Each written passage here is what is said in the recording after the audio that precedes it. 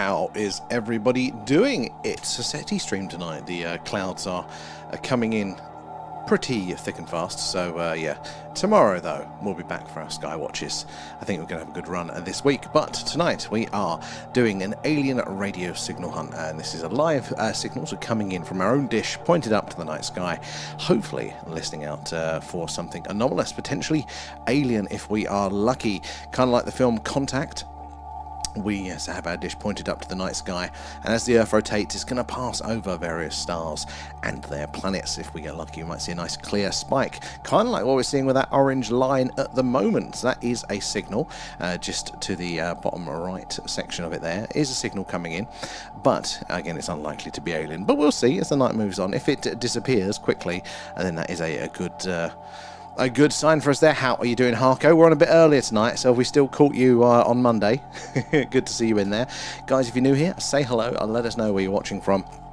Ask away any questions that you might have. Maybe it's what we're doing, why we're doing it, how we're doing it there, or if you've seen something strange in the skies. We'd love to hear about that one as we're waiting for the action to happen on a screen. But yeah, we're doing our live alien radio signal hunt right now, listening out, kind of like the film Contact or the recent Apple TV series Pluribus.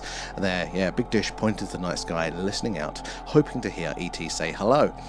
Now, with the Earth's rotation, if we get lucky, we will have a signal on screen for between 30 to 90 seconds there. You imagine the dish is moving with the Earth like that, sweeping over the night sky there. And so at those sorts of distances and that speed, again, the signal will only be on screen for 30 to 90 seconds. It is a bit of a right place, a right time sort of thing. Not only is our dish going to be pointed at a star that is inhabited by intelligent life, but it is also going to be when they're choosing to send those signals, because it is so unlikely that a civilization is just going to have the signal on all of the time. It takes a hell of a lot of energy to send these signals. They'll have better uses for it. Us as humans, we have sent a signal out there like this once before. That was in the early 1970s there. It was a very brief one. Why would aliens be any different? So it is a right place, a right time there. And Buddy Colt, thank you for the likes. Appreciate that. It is the likes and shares, the tapping away, all that jazz that helps us reach more and more like-minded people there like yourselves. And the more eyes and minds on the old phenomena, the better. The more we can all piece this puzzle together. Hello. Did you write down the clock on board? I did, yeah. Thank you. So look at me, domestic god. Yeah, it's the USB interference is back. That's what that signal probably is. What you're seeing there in that orange line. So that is a signal coming in. See, the green is the background there. That is what is called the cosmic microwave background.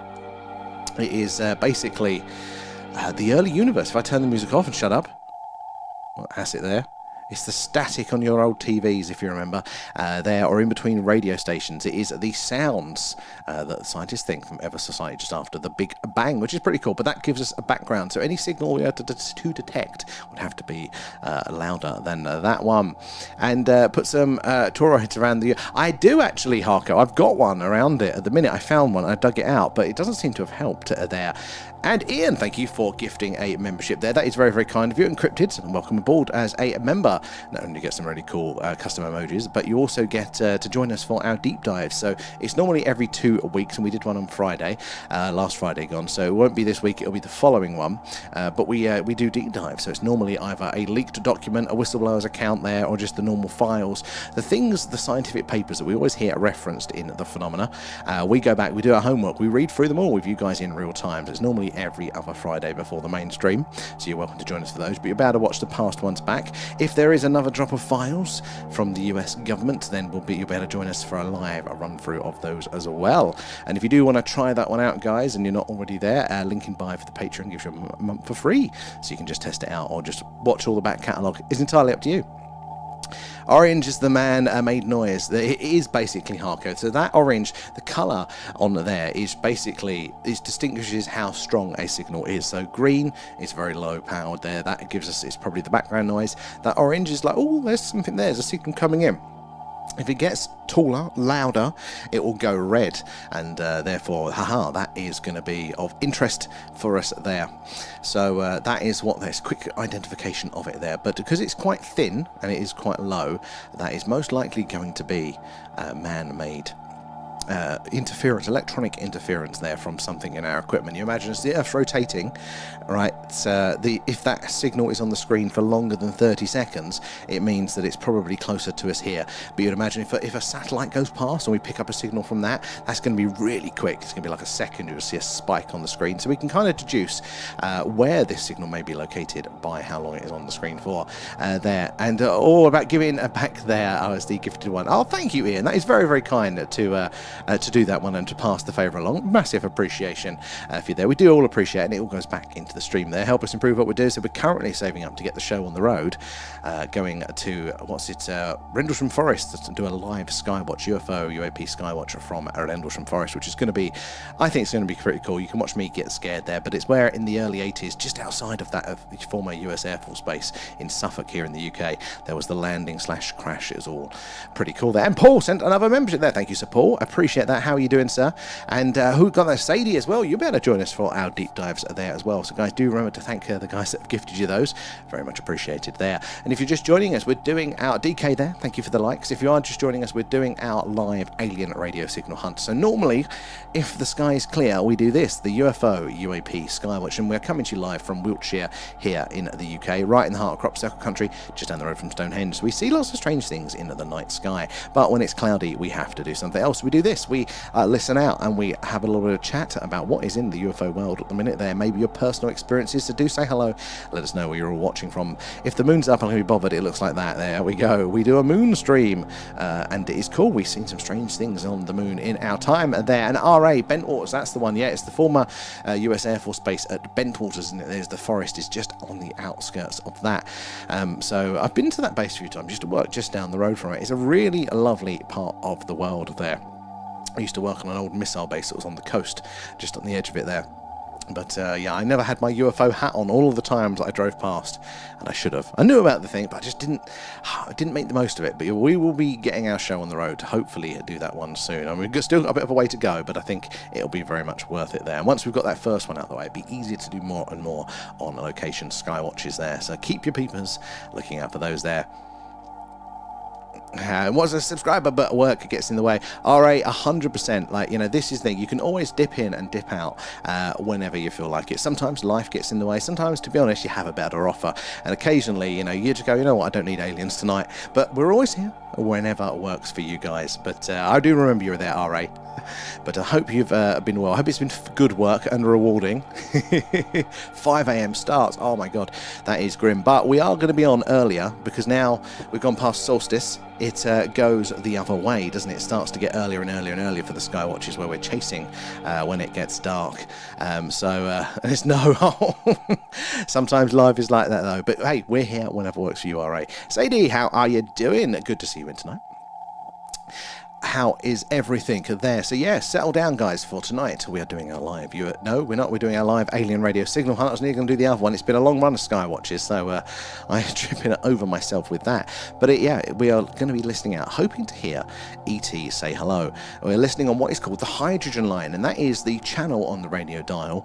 This is not Radio 1 or anything like that. This is the hydrogen line, it's nicknamed, because that is the frequency that hydrogen in the galaxy naturally emits a radio signal as it decays, I believe. And that's the most common element, so it gives scientists, radio astronomers, a good baseline for what is going on in the universe. So regardless of what our technology may be, we're going to advance, and regardless of what an alien technology may be, this is the best place to have a signal seen. It's going to be monitored most of the time there. And can we have a moon stream soon then? Not seen one yet. Paul, I am itching to do one actually. I've been kind of holding off because we have had a couple of opportunities to do one. I do like them, they are cool, but the way we do it at the minute, we've got that motorized pan and tilt head for the camera, but the moon lens is so heavy that it really struggles with that, and you have to get it in the perfect alignment so then like the weight of the camera kind of pushes it back, but with the speed of the rotation you've got to move around. It's a pain essentially. So we've been waiting to get an extra gadget that will make that easier for us, because I really do want to do a moon stream soon. I think it'd be pretty cool. But obviously last month we had a lot of issues that we had to get those out of the way first. So hopefully it should be soon. I'll have to check the calendar because it's about when it's visible for us. But we have seen, haven't we, when we've done our moon stream, we look out for what's called translunar phenomena, which is basically what astronomers say that they've seen throughout the years. They cannot explain. The moon is meant to be geologically dead there, but yeah, glowing craters are often seen, outgassing as well there, let alone the odd UFO or so flying around. The moon is weird there, and bloody there. Well, interviewed the main witness on a Truth Proof a week on last Sunday there on the tubes. It's worth watching. You know, that name rings a bell, Truth Proof. But yeah, there is so much more coming out about Ben Waters, isn't there, really? And, you know, what could have happened back then. So I'm keen to actually get my boots on the ground and go and stand. I'm a very physical person, right? If I need to visualize things to kind of understand them, but I also want to be there physically. I want to click blocks together, draw something out. But I think I have this idea that if I could just get my feet on the ground, I'll know. Does anybody else get this? Obviously I won't. There's not that much information there, but it's like the pyramids, because if I could just get there, if I could have a look myself, if I could tap on the stones, I'll figure it out. If I could just get there. Obviously I wouldn't, but I feel like it. So hopefully there. And Evermore, how are you doing? As someone who does a Skywatch there, can you tell me what orbs are that I see them every day? I love that. And so what are the colour changing orbs? Right, now this is the thing, Evermore. I honestly, I don't know. So the things that we don't tend to see colour changing orbs often, which is what's interesting. We've seen it once. And it all depends on whereabouts you think they might be in the sort of sky there. What equipment are you using to observe them? Is it just with the eye? Is it a phone? Is it digital zoom? Or have you got like a telescope? Because that can kind of help pinpoint where they might be. The only colour changing one that we've seen, and it was really phenomenal, it was this moving object. It looked very much like one of the normal satellites flying around up there. There's a hell of a lot of them. And if you've got the right lens, you can see them. And it was moving across the screen. And with each flash, it would just flash across the screen. Each flash, it was a different colour, like a really strong red, then a really strong green, then a really strong blue, and then it would cycle back through. And now the running theory is, like, you know, if you're trying to explain these things away through the prosaic means, that if that's a satellite, well, then it's going to be reflecting in those colours. And it's like, well, why would one be so distinctly red on one side, or so distinctly blue? How does that work? We've seen colourful moving lights, which again you can understand the argument, can't you, that well, solar panels reflect certain light frequencies, so this type of one is going to reflect a particular colour. Like, okay, that's fair enough. But why those distinct changes? So I don't know, but that sounds fascinating, Evermore. So whereabouts in the world are you seeing them as well? And how are we doing, Carl? Good to see you in. How is the world treating you? And Evening Indigo, we're on an hour earlier tonight. We are. Just like to keep you on your toes, just as you think we're getting into a routine. Boom! Or we're going to change the times. So yeah, I do try and do the SETI stuff a little bit earlier, just to try and pretend that I'm a normal adult and get up on time for work.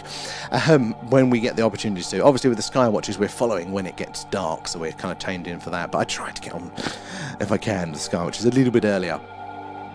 But it always changes. There's always something. There is no form of a fixed schedule here. And Dordal, thank you for the gifts. I appreciate those. All the gifts, the subs, the members, the patrons, all that jazz, all goes back into the stream. Help us improve what we do, including the merch. I'm wearing my Signal Hunter t-shirt for tonight's stream there as well. Speaking of which, turn into QVC for a second. When it loads, there we go. We've got our new merch. It's only a month old there. So I really like the designs of our t-shirts.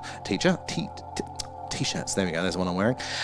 So we've got a few things, including a mug and also a UFO logbook as well in there. But if you do purchase something, go on our Discord, take a picture of yourself. It's just me there. There'll be a few more in a second. Go onto our Discord, and then I need to remove those pictures actually. There we go. There's A up, and there's Carl there. You can take a picture, put it in our merch showcase, and then it automatically gets added to that little slideshow, so we can see where you've all been in the clothes there. So it all goes back into the stream. Good job. I checked the Discord then. That's what it's there for. It all goes all over the shop though. I try to keep to a routine, and then like weather or life gets in the way, and you go, for fuck's sake. I'm a slave to it now. It's just different every night. How are we doing, Dordal, as well then? Again, thank you again for the gifts there. Let me scroll up a little bit. I think I've missed something there. It's a good spike, the blue and orange. Oh, you're not wrong there, Carl. Now, that has been with us the whole stream. So, again, it's likely to be a local to us, but it's a good example of a signal coming in nice and clearly there.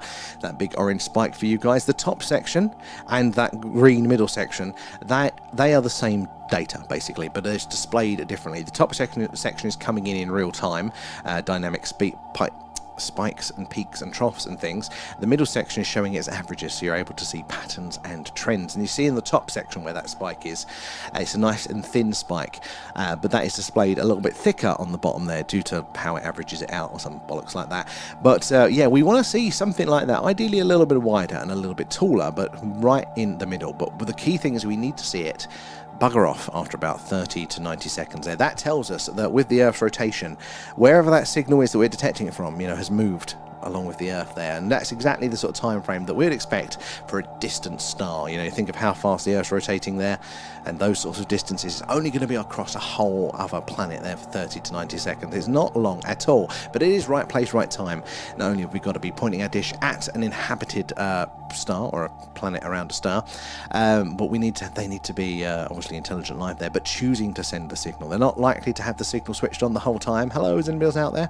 No, they are likely to do it very, very briefly, like we did as humans. We sent one very brief signal once in the early 70s there. And Lord, did you hear about or see the footage of the UAP seen in Grant Country, Washington? I haven't seen that one. What's that one? What sort of UFO was it there, Lord? Do share in the States. But yeah, do let us know. That sounds awesome there. I am glad to hear it, Carl. Yeah, we're all good here. I'm still kind of catching up after the heat, though. And Poor Man as well, thank you for the follow. Where are you joining us from tonight? Again, guys, if you are just joining us, we're doing a live alien radio signal hunt tonight. We are searching what is called the hydrogen line. That is the channel on the radio dial where scientists theorize we are most likely to hear a message from ET, should they be out there. It's where the WOW signal was heard, but also many other anomalous signals in the past. So again, right place, right time. As the Earth rotates, we're going to pass over all of those stars. Hopefully we're going to get lucky and get a nice clear signal on the screen there. So do pay attention. Yeah, do help us spot that. Whilst you're waiting for the action to happen, though, guys, do say hello. Let us know where you're watching from. Ask any questions you want. There's no silly questions here at all. So yeah, maybe it's what we're doing, why we're doing it, how we're doing it there, all good. Or if you've had an experience, do share that with us as well. Oh, Texas, Poor Man. I love a bit of Texas there. Again, lots of activity over your way. If you've ever seen anything or experienced anything strange. And Rory, how are you doing? It's all going all right. It's a Monday. How good can a Monday be? But yeah, no, it's fine. Shouldn't complain. I will. How about you, Rory, though? And this is awesome. Thank you, Poor Man. Do appreciate that as well. And honestly, doing these streams, because our mainstream, guys, I say, it's the UFO UAP Skywatch. There's a little video there. And because we're based right in the heart of Crop Circle country here in Wiltshire in the UK, we see lots of strange things in the sky. But being the UK, it's often cloudy, so we needed something else to do whilst those clouds are here. The rest of the week, though, so tomorrow onwards, we should be doing some more sky watches. It is due to be very clear, so looking forward to those. But in the meantime, we can hang out, can't we? We're still getting evidence, or trying to get evidence, for the phenomena. The sky watches are very active. We tend to see something strange at least once per stream for those. Oh, it's a vertical type of some sort there, a daytime clear footage, and super crazy. Everyone is denying any involvement. Oh, this is it. They just can't keep these things a secret now, whatever it may be. Whoever may know or may not know, the mainstream easy write-off of it's a man-made object there, or it's a meteorite or something, you know, they're just not. It just doesn't hold up anymore. Not when we have the technology to record it and to share it and to analyse it and to communicate with other people and get their opinions on these things. This is exactly why we're getting sort of disclosure. And now whether it's going to be the full disclosure, probably not there, but they're giving out as much or as little, I should say, information as they actually have to kind of keep their narrative shored up. But that boat is springing leaks, isn't it? But I haven't seen that one yet. I'll have to check that one out at some point there. So, as in a reference to Hawkins, do you think this is wise there? Not knocking and I love it. No, that's a very, very good question there, Poor Man. So, and I actually love that. So, but Stephen Hawkins, and I find this absolutely fascinating. Obviously, very, is he a physicist, theoretical physicist? Anyway, big brains, big wheels there. But he basically said on the alien phenomena and sending out these signals into deep space there, like, is it wise that, you know, for us to be saying, hi, look, we're over here, when we do not know what is out there? And you look to nature, you know, it's not necessarily advantageous, is it, to be loud and to scream your location all of the damn time. Maybe it's not wise, but this is really interesting because it's a very, very good point. You know, do we not? You know, what we don't know, we don't really have a lot of data, and what we do have shows us a very interesting universe. It's just not locked in, and that's what the scientists need. So yeah, is it wise to be kind of screaming, hey look, we're a technological species here on this lovely planet that can support life? The fact that Hawkins said probably not wise tells you that he thought that there was a high likelihood of not just intelligent life being out there, but intelligent life capable of reaching us and causing damage. Because as a scientist, if he did not think that that was anywhere near possible, or even just in the slower single digits percentage of likelihood, he would have gone to do what you want. It doesn't matter. It's very unlikely that there's life out there. But no, he said it's probably unwise, which meant with his big brain, he thought that it was very likely that there could be a threat out there. Now, specifically about what we're doing, we're all right at the minute because we're listening only. So we've just got our big ear listening out, hoping to hear if somebody else is sending a signal. But maybe everybody else is out there listening too for those very, very same reasons. Now, we did, as a species, send a signal once. We're not talking about our general radio transmissions, so like our TV, our radar, our radio, all that sort of stuff there is just constantly leaking out into space anyway. And what has it been, around 100 years now, 120 years radio? So that has reached about 100 to 120 light years away from us. But because they're quite lower powered, they won't be very strong. They'll need an incredibly sensitive radio telescope to hear that. Their technology, it just has to be so big, like the planet-sized dish, for them to be able to hear these very faint signals over those sorts of distances. So it's, again, unlikely that sort of stuff that's going to get us in trouble.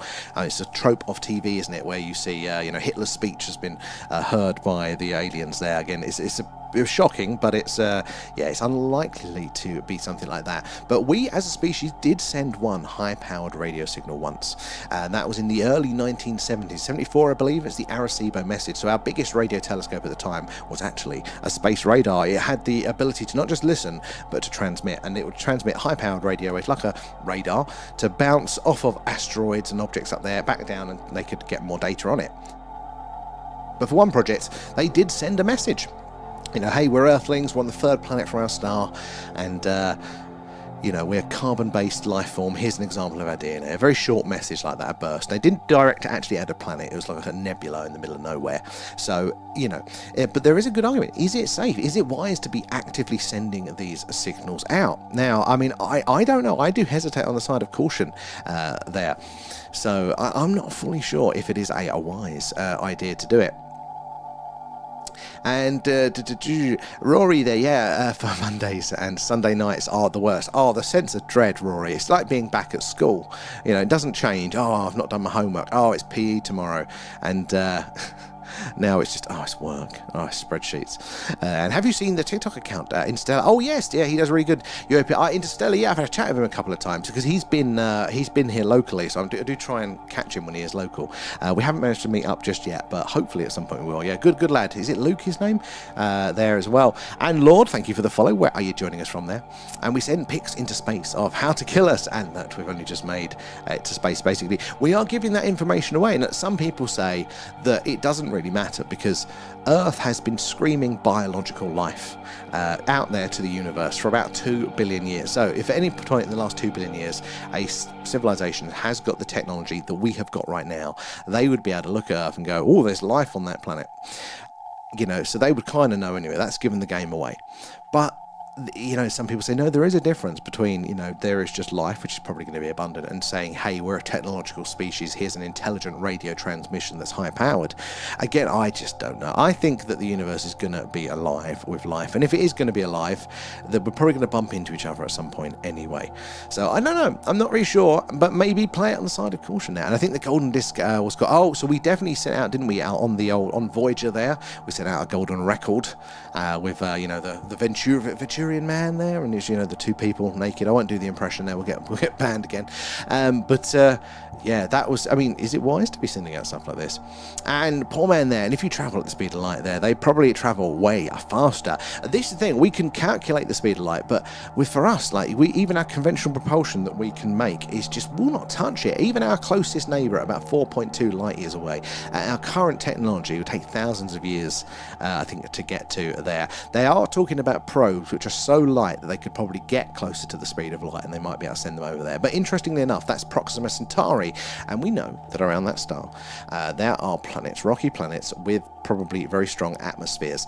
And there was a signal, like what we're doing tonight. There was a private SETI organisation called Breakthrough Listen, funded by some billionaire, and their first signal, they did detect a signal that appeared to be coming from Proxima Centauri. Now they officially went, it's probably going to be human interference.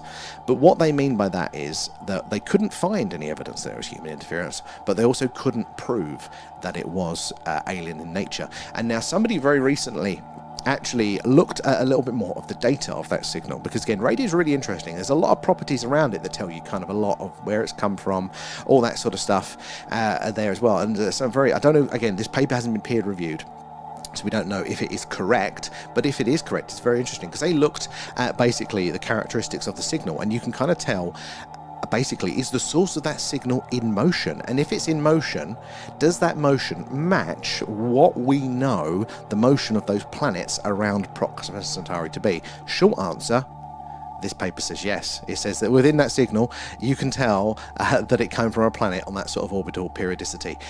I mean, you know, this, and it's very, very interesting, because actually that signal wasn't on this frequency, so it wasn't the hello message. It's theorized it's probably their, like, you know, their space radar, or maybe even their television or something like that, you know, those lower powered, but more just they're going about their daily business rather than sending us a signal. Yeah, rumor is as well, you know, that they're looking into it, and they do think it is a signal, but publicly they won't say that, because what's the first thing that we'll do if they come out and say, we've got an alien radio signal, and what do? We go, are they going to invade us? How many hands have they got? You know, it's the questions that they can't answer, and they don't want to be hounded by that. It's actually SETI's official policy to not bloody say anything now. So I think it's going to be interesting there. And what's that? You're not catching any signal on an amateur telescope, brother. So this is where you're kind of wrong with that one as well. Now, the part that is true with that, is that it's all about signal strength. So the idea that, you know, you need a massive, if you want to pick up, you know, as I said, the television signals from a close by star, that's such a weak signal. By the time that it gets there over that vast distance of space, it's such a faint signal that, you know, you'd be lucky if you can pick that up with, you know, Jodrell Bank, those massive dishes there. But it's kind of like shouting, you know, the louder you shout, the further that will travel, and the louder it'll be on the time that it gets there as well. So there's nothing wrong with the principle, but it does, what is true about that is it does limit the signal strengths that we can detect here. So if you've got those absolutely massive dishes there, you know, then you'll be able to detect a quieter signal, which again, more of the time they're going to be, because it's just a vast distances to travel, so most of them are there. But it doesn't exclude the possibility of getting in higher power transmissions. Now, if that higher power transmission is really far away, even in space terms, then even by the time it reaches us, it'll be quiet. So it's a little bit of column A, a little bit of column B there. It's a dynamic equation. So it doesn't exclude and it doesn't include that. And if you guys are over on the tubes, you will see, if I press my button, look, there's a lot more data being shown. So over on the vertical, on the TikTok, you're just seeing the middle of the screen there. But as you can see, there's lots more analysis going on. But there's also a sky map, and it shows you that there are a couple of close by stars in range of our dish right now. I need to make it a little bit bigger so I can see it.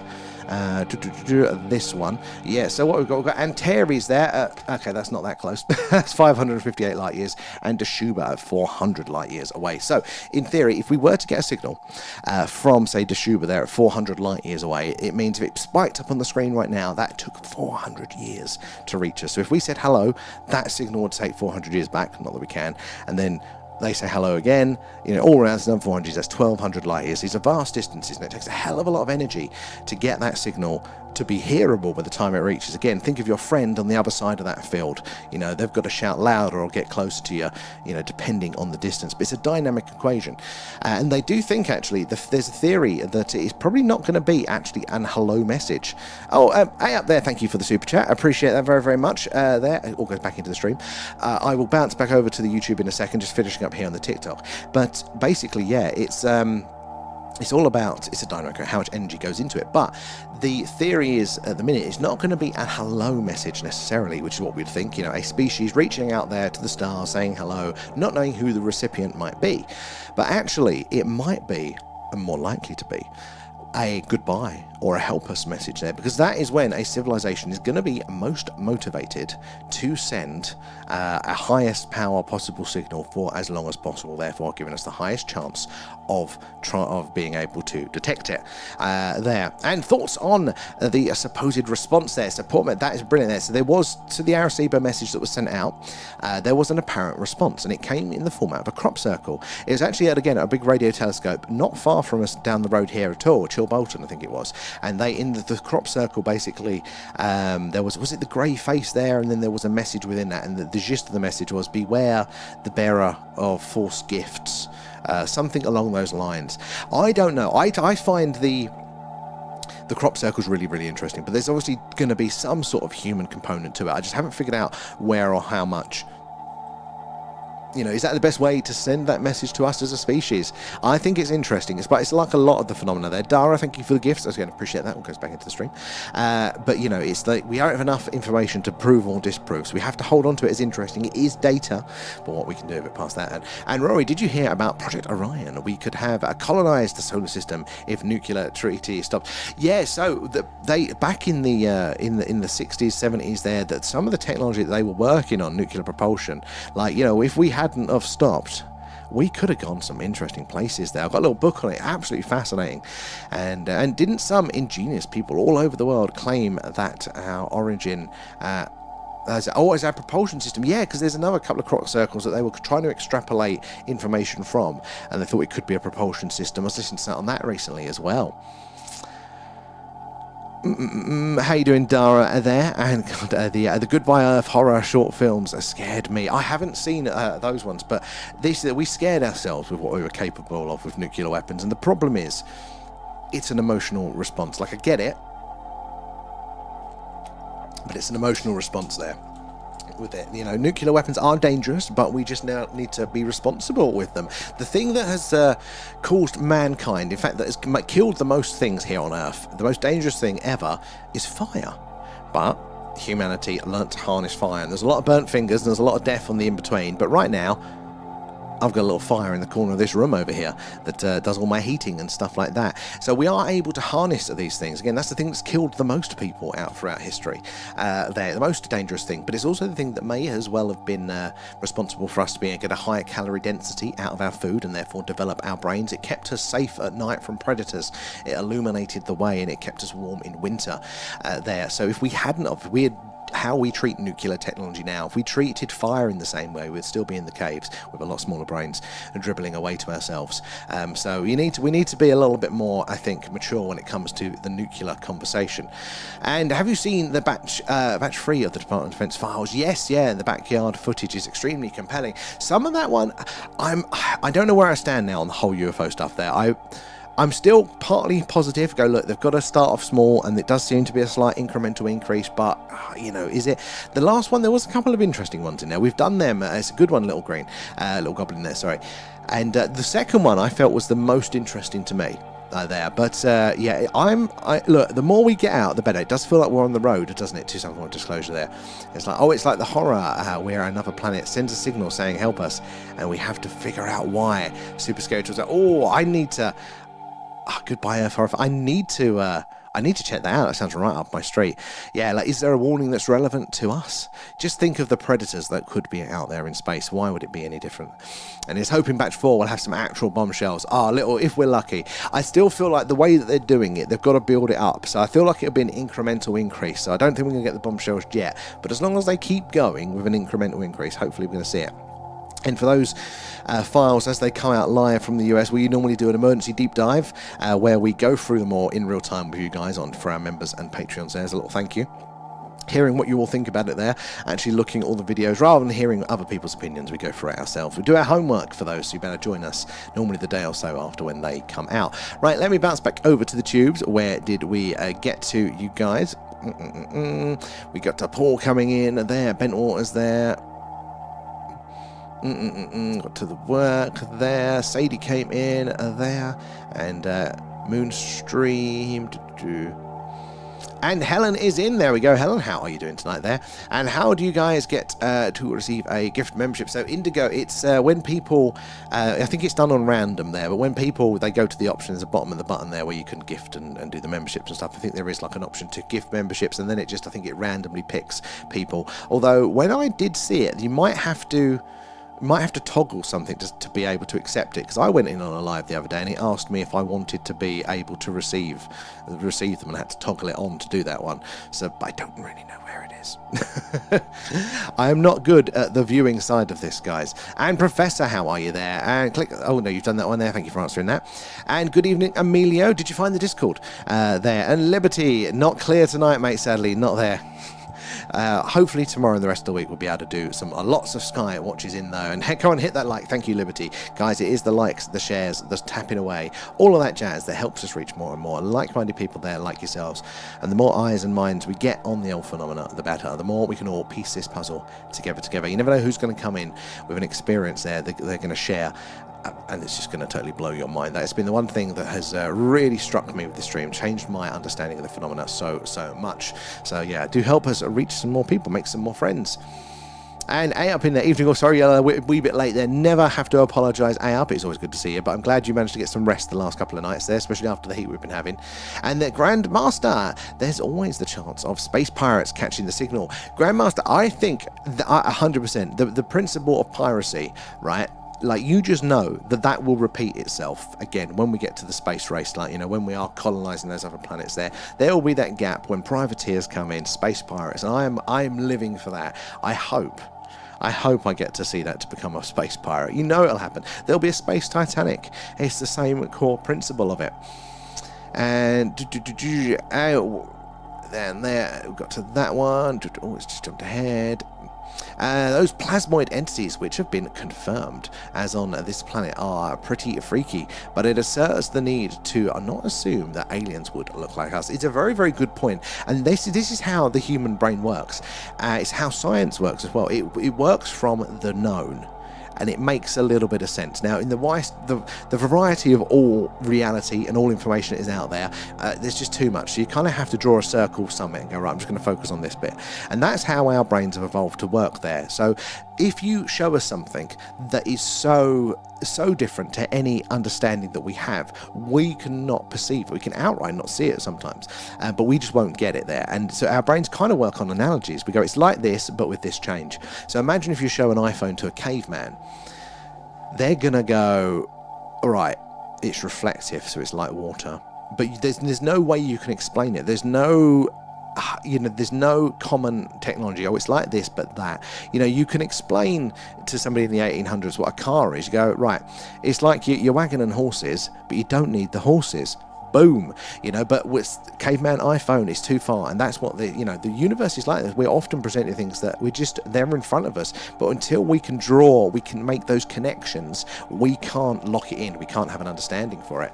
And I think that's why the plasmoids are for so long, there's just been a gap there, because it's so different. And again, guys, this is the idea that plasma caught in a magnetic field there, a plasmoid, a ball of plasma, can be intelligent, and it looks to be, these have been observed for a very, very long time, but nowadays there's been a few governmental reports on this, including one from the UK government. The conclusion was, these look like sentient life, sentient balls of plasma life. There's people out there studying it that do think that they're displaying reproductive behavior, they're adapting to stimulus in their environment, they're working in groups. It's not just ball lightning. They could be life themselves, and we're only just scratching the surface.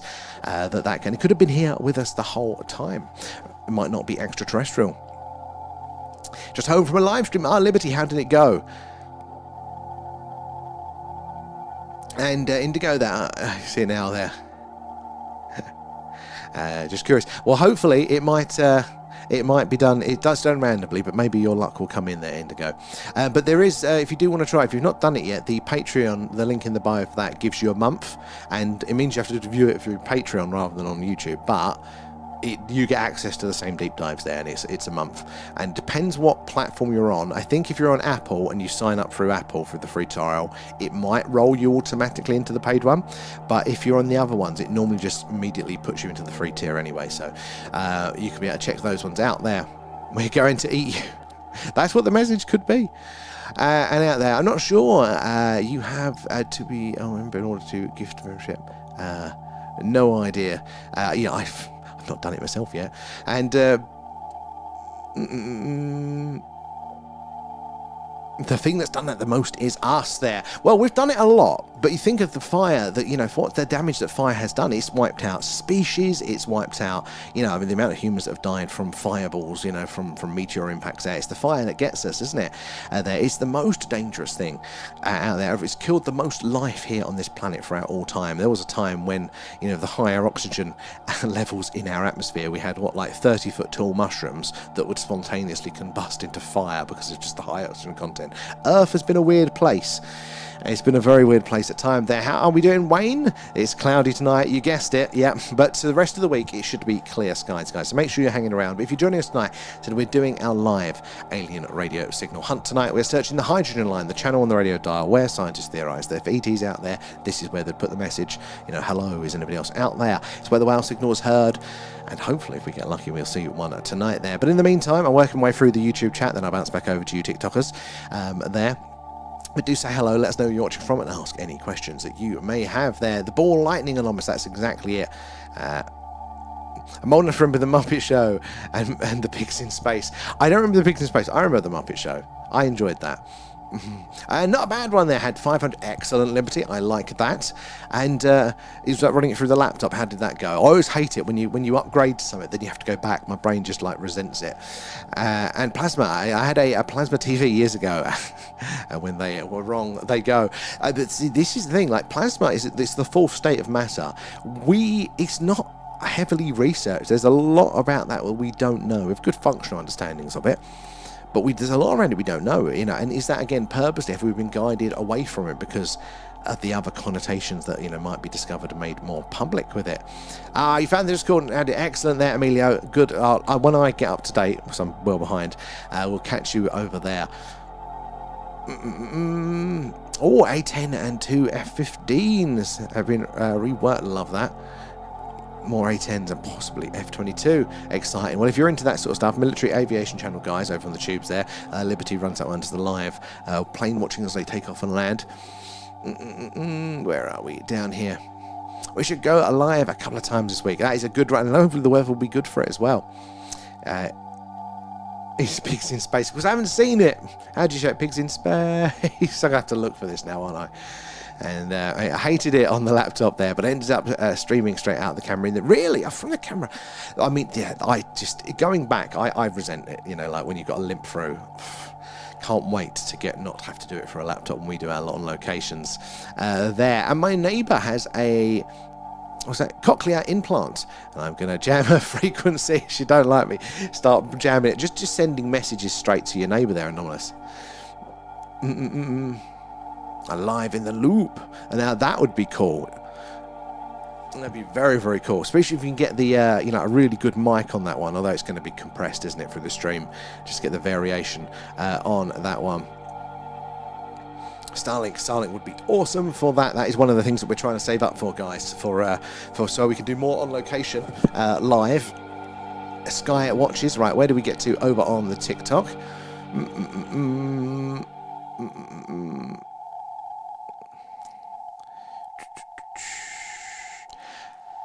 Oh, it's on YouTube there. See the messages through the signals and the pictures. It's called Establishing Contact. Right, I've got to check that one out, Rory. That does sound right up on my street. Goodbye Earth was just an episode. Oh, so it's a multiple. Oh, not the full series name, but it's called Establishing Contact. Well, that is well up our street for this, isn't it there? And Benjamin there. Won't need to look if the government released more disclosure. There is actually a point there, Benjamin. I have often wondered, have we perfectly timed doing this because there's a lot of interest in it and we can make some new friends, or is it the worst time? Is it all going to be released and be like, yeah, we're not curious anymore, we know what the aliens are like? I'll have to pivot. And how are you doing there, Mr. Fungal? And little goblin there. Forgive me if I'm mistaken there, but didn't some members of US Congress claim we know of an alien races? So yes, we did. Now it's and never need to don't worry about forgiving you all that. You know, we love to hear all the comments and the questions here. This is a good melting pot, so we love to hear it all.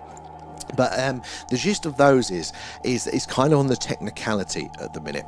So it's brilliant that it is being discussed by officials and members of Congress, that they're having the hearings, but it's not been officially recognised. So I think in that particular case, it was the member of Congress was reporting that he had heard that from a source, and there was no description of if the source was credible or anything like that. It was the member of Congress just saying, this is what I've heard from people and whistleblowers that have come to me. So we don't know around that. But it's like the precursor, isn't it? It's such a good, I mean, what a crazy time to be alive. Like, we go back even even like 10 years, or maybe a little bit more. But you think, like, we're getting officials talking about this, we're having public hearings, we're getting these very credible people with proven careers in the intelligence service and within the government, you know, armed forces, and they're coming out and they're saying, yeah, no, there is literal crash retrieval programs, there's literally all the stuff you see in films. They haven't put it over that line of official recognition, but there are so many individual credible people coming out now talking about this. It's like a crazy time. It's the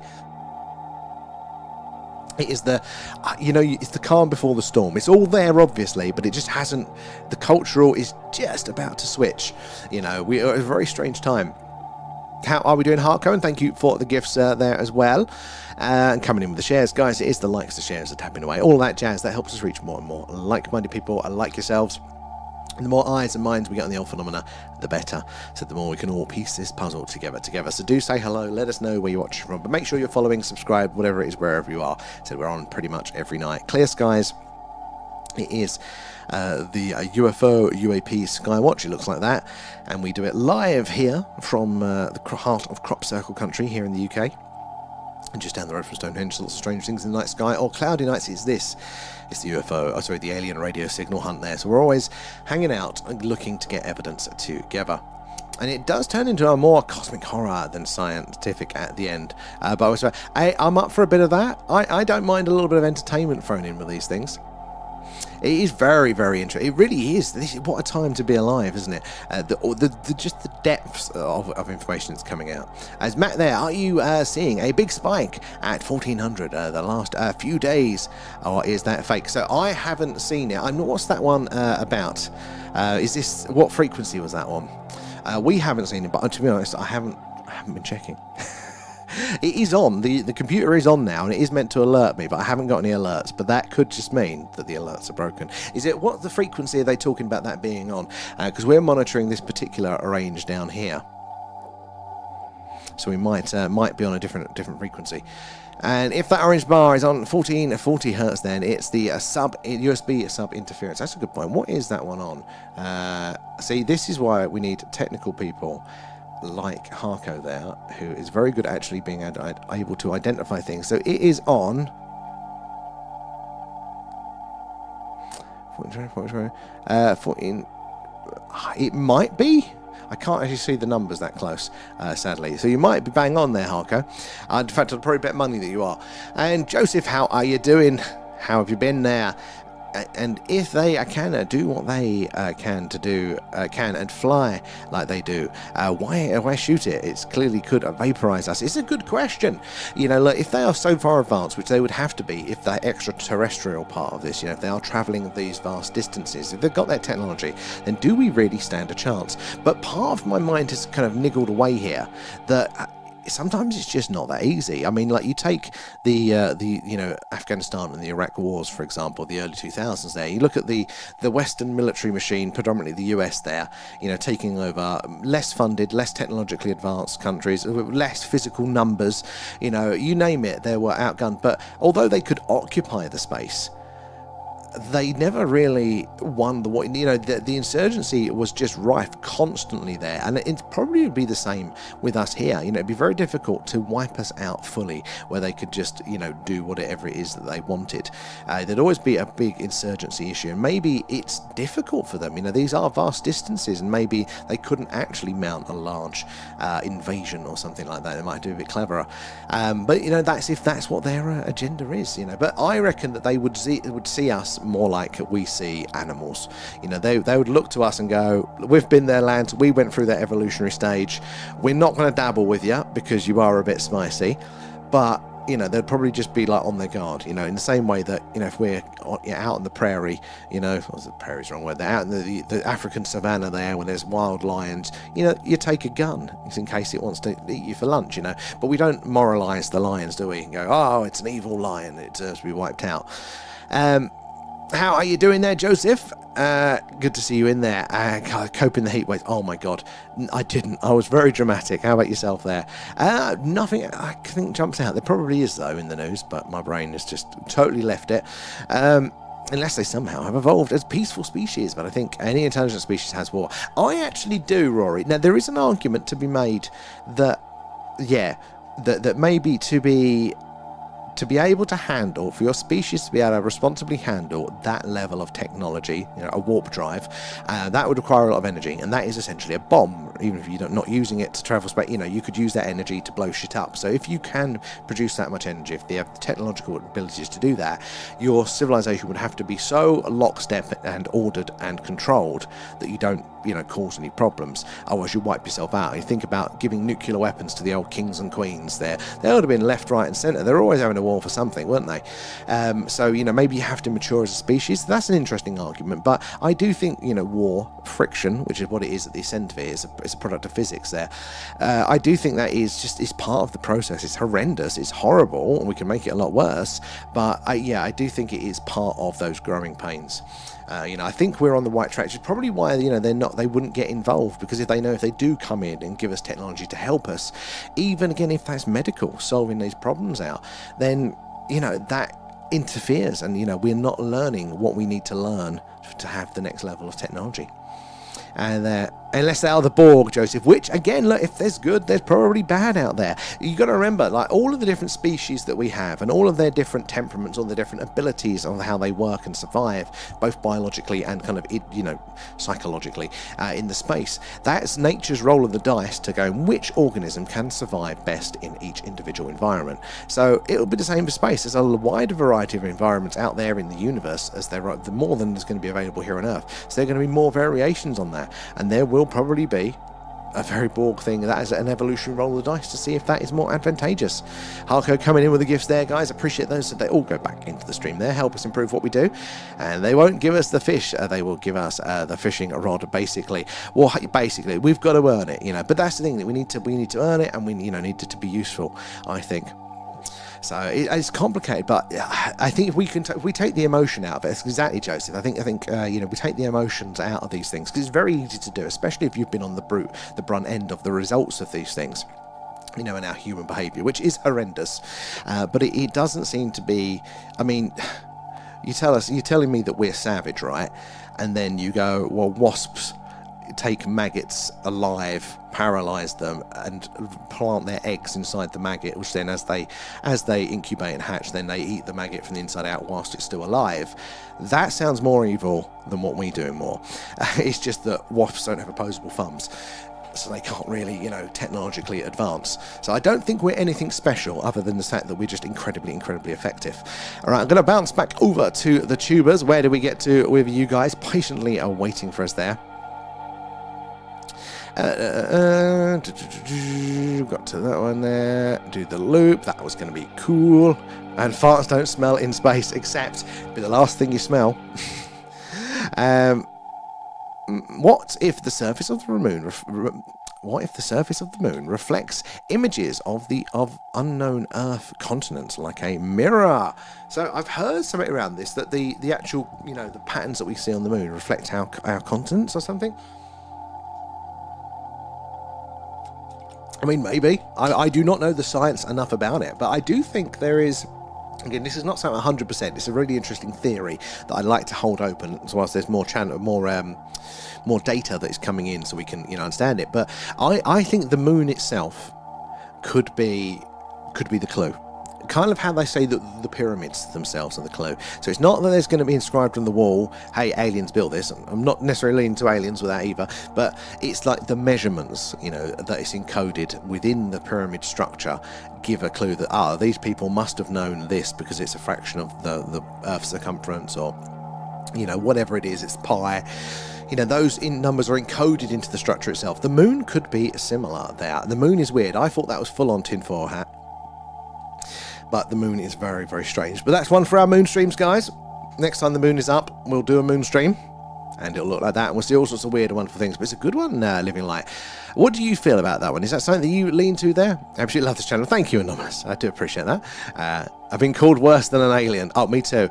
What's the best ones that I've been called, guys? Every now and again we get a troll in. And to be honest, they're quite funny. I've had the Black Belt Barrister, Pound Shop Joe Rogan. what else? There was another one that was hilarious for that one. Maybe we could pick up our Carl Cox on a Kepler. You never know. So Kepler, was it K218b, isn't it there? That's the K stands for discovered by the Kepler telescope there. So K218 would be the star, wouldn't it? And B would be the planet discovery there. That's one of those ones that has that we think is a super Earth, a hydrogen world, a hydrogen ocean, liquid hydrogen ocean that appears to be showing gas in the atmosphere of that planet that, as far as we know, that only life can produce here. Now, our current technology doesn't allow us to have much confidence in that detection. They think they can see it in there, but there's like a grey area that's, look, it's quite wide, so they can't push that over the line as a confidence there. So lots of people dispute it and go, "Oh no, you're just picking the data up." But it's a Cambridge study. But we do have telescopes coming online soon, which should actually be able to confirm these things. But the rumour is, in the astrobiology community there, where they are starting to scan these planetary atmospheres, these exoplanets, and where they're outside of our solar system, they are getting lots of these biosignatures, which I think is absolutely awesome. I think the universe is going to be absolutely alive. Tick tick there, thank you for the gifts, and feed him a up. I don't think he has been fed tonight, actually. And maybe my neighbour will pick up the troll on my jammer. You got to be just whispering. I shouldn't be encouraging it, but it is hilarious. I should point the camera at the moon. Really? You can do. I mean, literally, the lens that we've got for this one, it was only a 35 quid lens. I'm well chuffed with that. The quality that we got. It's better than when NASA were fucking flying to the moon. They literally strapped a GoPro, didn't they, to Artemis? And it's better now down our end. The moon is absolutely stunning, but it's the speed that it works, that it moves. Well, it's not moving. It's the Earth's rotation. But basically, going across the screen, it's this sort of speed. So, like, I have to keep manually readjusting the lens the whole damn time. Right pain in the arse there. Specsavers home visit tomorrow there. Apologise for grammar. I wouldn't know, Anonymous. I don't even... Grammar is not even in my dictionary. Dyslexic, so don't never have to apologise about that. I wouldn't be aware of it. But yeah, you reminded me. It's Glasses Monday today. You know what that means, guys? It means I'm on the train early tomorrow. So you have to deal with me with my 1970s... BBC Children's TV presenter glasses. There. Is this RF? Yeah, it is. And what about 5G? The frequency is very close to a microwave oven, and China and US have tech to turn us into puddles for radio frequency. They do. Look, that is it. Radio is quite simple technology. In fact, technology is not necessarily the right word, is it? Because it's an organic property. The universe screams in radio. We have just adapted it in many, many ways there to fit our needs, to encode messages or to have purposes like that. But it's like, with the whole 5G fear stuff. Like, partly you go, oh, it's ridiculous. But then, honestly, right, radio's known. These things do have interactions. So, I would not be surprised. Human race is too suspicious and greedy to just say hello to intelligent life. 100%, yeah. And maybe there is an advantageous reason to that one. I think there's like a sweet spot for friction here. For like, if we were to discover intelligent life, or if they were to discover us, there are a danger zone, we'll call it. I need a little bit of music on for that. Because if you think about it, like lesser species, we won't purposely eradicate, but if they get in our way, they're buggered. And there's kind of like a line between that and how cute they are. Maybe we'll give them a few more graces, maybe we'll bring them into our houses and feed them. But we don't just go, other intelligent life, eviscerate it. We don't do that with cultures as well. We tend to leave the ones alone or just dominate them, for our own needs, depending. It's when they're close enough to actually fight back, that's when it gets difficult. And that's when, the two sides will just, kind of fight it out until somebody wins. So as long as we are either so technologically inept compared to our new alien overlords, or the other way around, that if we're in that middle zone, that's when the problems can happen, And the Soviet army was the vanguard of the proletariat there. I've been working on a communist game, actually, that jumped out there. And Where are... Oh, God, it's jumping ahead of me there. YouTubers, where do we get to? Oh, conspiracy theory. Cold War, gay bombs, 1994. US military did propose bizarre, non-lethal chemical weapons that would theoretically make enemy soldiers sexually attracted to each other. I've heard about this. Apparently they didn't test it, but it was proposed and money was put forward for the proposal part of it, you know, the think tank side of it. And it wasn't, it's basically, yeah, to make them so aroused they wouldn't be able to resist each other, and therefore the shame of that, once it wore off, would affect their morale or something. The world is strange, guys. The world is strange. The K-pop. There. Shared the stream in your chat. I appreciate that, Liberty. Very, very kind. And if any of Military Aviation Channel Liberty's viewers are in, welcome aboard. We're doing our live alien radio signal hunt tonight.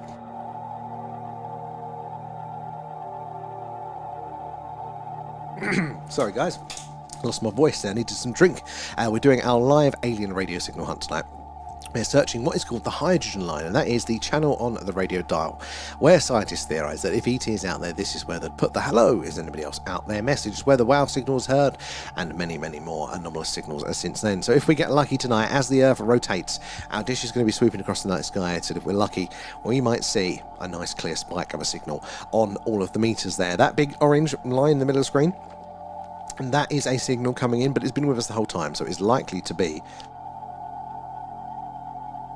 electronic interference there. It's a little bit of a clue, part of how we can analyse to see what it is we may be observing. But it's the lines down the middle of the screen. Can my mouse go on it? Yeah, these lines here. This is the hydrogen line. That's the channel on the dial. That and around it is where is most interest. But as you can see, look, we've got two close by stars in range of our dish tonight to there. So the closer they are, the higher. Oh, solar flare alert has gone up to high there on our meter. Very interesting. But yeah. So hopefully, yeah, we'll get lucky and we'll see a good spike on the screen. You're not showing your moon, not on stream. And check your local laws before moon streaming there, Carl. It's a very different, so we keep that one for the Patreon. The Only Allens. That's where that one's done. I've been called a few times here anomalous, a few times. And the moon streaming is illegal in the UK. It depends, doesn't it? You know, it could be art. We say it's art. It's got to be fine then. That's the wife. And NASA never admit sod all there. Never a straight answer, as the press call them. I can't tell with NASA how much of it is bureaucracy and how much is like active misinformation and lying, and how much is just bureaucratic red tape bullshit avoidance. Definitely both, but to what degree there? Didn't they take the octopus poo? What was that for too? What was that for, Carl? Sorry, so far behind now, I've forgotten the chat. And I did shout the channel out there in the stream tonight too. Oh, thank you there, Liberty. Very much appreciated. You do have to poke me because I will forget to do it, to reciprocate. I'm a nightmare. And I finally received my Artemis 2 t-shirt from NASA that I ordered when they were approaching the moon. It only took 3 months. That is typical, isn't it, A-Up? Like, the fact that they could fucking get back from the moon quicker than they could post you a t-shirt across the fucking water. That's hilarious. And I'd just like to add, how quickly did your The Thing t-shirt arrive? How many days was that? A week, maybe, you know. We're better than NASA. So not only was our moon footage better than them when they were approaching the moon, but our merch t-shirts arrived much quicker. I think you're dropping the ball, guys. Next, it's going to be our space mission. There. The BBC are shutting down, aren't they? The old long wave radio there. It's just sad, isn't it? But we are. It's very interesting. As a species, we are getting quieter in radio. There's less that we're leaking out into space. We are opting for like hardwired now, fibre optics and all that sort of jazz. So we are quieter than we ever have been in radio, obviously since we've had the technology. So that might just be a short blip of a species' existence. We still use it in a number of ways still, but we are getting quieter. Shut down, full stop. I'm a bit of a, because I like my broadcasting, I have a bit of a soft spot for the BBC. Not for the content, like I fully agree that they've gone off the rails with the actual content, but I see the BBC as like the NHS. You know, just because there's some twats in charge and there's some middle management twats making bad decisions doesn't mean we throw the institution out of the way. The BBC has been a very useful institution over the years. We need to like reclaim it. Don't let the bastards win. We spent a lot of money on those buildings there. And what is the orange spike A up? That is a very good question. So Harco, I think, probably quite correctly thinks it's to do with it's the USB power supply, basically the power going through the USB. So it's electronic interference. So the main reason is because it's very precise. So electronic interference is by nature, very efficient, very precise there as well. But the main giveaway is it's been with us the whole time of the stream there. So that means that the source of that signal was here with us in the room. If it was far out there into space, if it was, on those distant planets around a distant star, it would have only been on screen for between 30 to 60 seconds with the Earth's rotation there. If it's something, that's in close by space, that's kind of almost with us, but it's not, like that would eventually fade away. So that kind of gives us a bit of a clues there. But it's a nice big one, isn't it there? So it's a good little example. We are getting some other ridges. If you look there, that one looks a little bit electronic-y as well. But what we really want to see, guys, so this will only work if you're on the tubes. Speaking of which, guys, if you are over on the TikToks, there's my button. There you go. Look, that's what it looks like over on the YouTube there. It's definitely worth joining us so you can see so much more data being analysed. You've got the live sky map there as well, seeing where the dish is pointing, but also where the waveform is being analysed and all sorts of stuff, space weather and all that jazz. But if you can see it, look, this bit here, this is really what we want to see over there. That green line, we want to see it kind of ridge up right around this middle section here. We'd expect for technological signals not necessarily just be like that. That's more interference, a bit too precise. We'd see this build up more like that over a larger scale there. That's what we'll be looking out to see. That moon, the very different sort of stream. And NASA, where did it get to?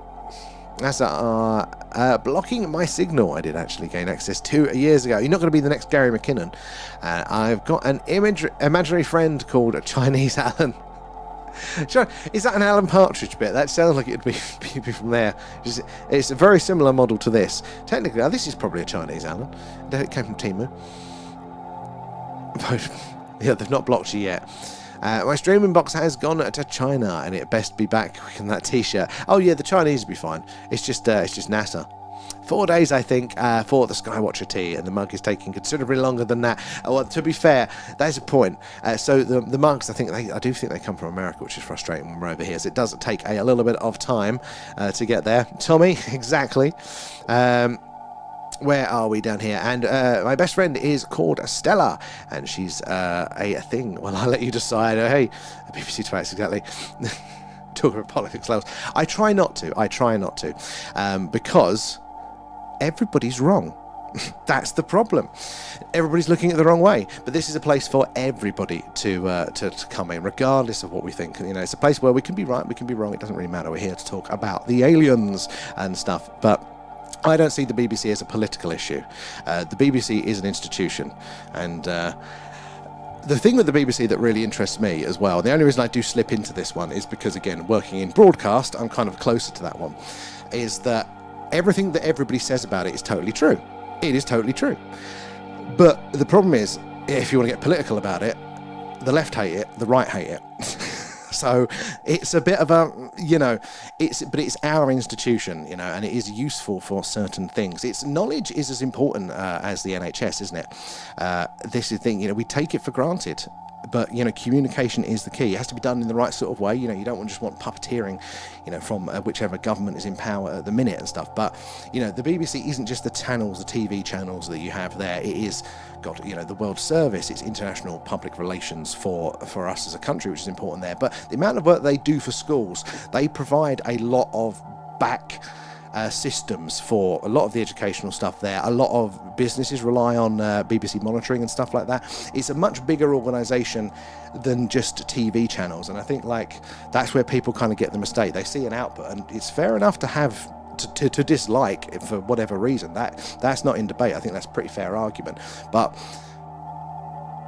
it's like if we're saying about the NHS not allowing certain types of treatment in your area, whether that's a good decision or a bad decision, it's still our institution, and we need to make sure that, if there is an idiot in charge, we need to take control of that one as well there. Where are we? It's gone down the line. Where is it there? We don't like the BBC. No, people don't, and that's fine. You can not like the BBC but I haven't heard good reasons for getting rid of the whole institution. People just like seem to run it in. They think of it like as a private organisation, and that's too much. You're throwing the baby out with the bathwater. It is a very useful organisation in a lot of other sort of ways, but like you don't straw man it. That's the problem here. There's lots of things wrong with it. Like, I will not disagree, I don't think, when anybody, left or right, with the complaints they've got about it at all. But that doesn't mean to throw the whole thing away. It's a very strange beast that we see the tip of the iceberg for it, and we would notice where it's gone. The rest of there. And the old TVs, you could hear static, and apparently that's the sound of the Big Bang. And almost, you're 100% right. It's the same as what we're hearing now. It's just that there. It's just, I think it's like 380,000 years after the Big Bang. It's about as far back as we can detect. And it's either 380,000 or 380 million, which, to be honest, either which one is still absolutely damn tiny in the scheme of things. There. Tubes is definitely better than the talk. I do prefer it there. It's not Carl Cox there. It's how things, not to make in or say there, think about that. The device is watching. Of course it is. Of course it is. This is the thing, do we give up? And this is the slippery slope that we have to remember with all of these things, is that it's never, these things slip in through, like your device is monitoring you, because it's, that's convenient sometimes, isn't it? And it's when we give certain things up for convenience. But there's also a cost for not taking that road here. And the great example here is like with AI. There's clearly dangers around AI, but there's also a danger in not adopting it as well. There is no safe answer. Life is just bloody difficult, and it's a number of compromises. But for example, we could say, look, AI is so dangerous, we will not touch it in our country. We can legislate to that. We're not going to use AI. We think it's all going to go bad. But even if it does ultimately go bad, if it doesn't go bad before the other countries that are utilising AI overtake you economically and therefore potentially militarily and all the other things, then you're still at the disadvantage.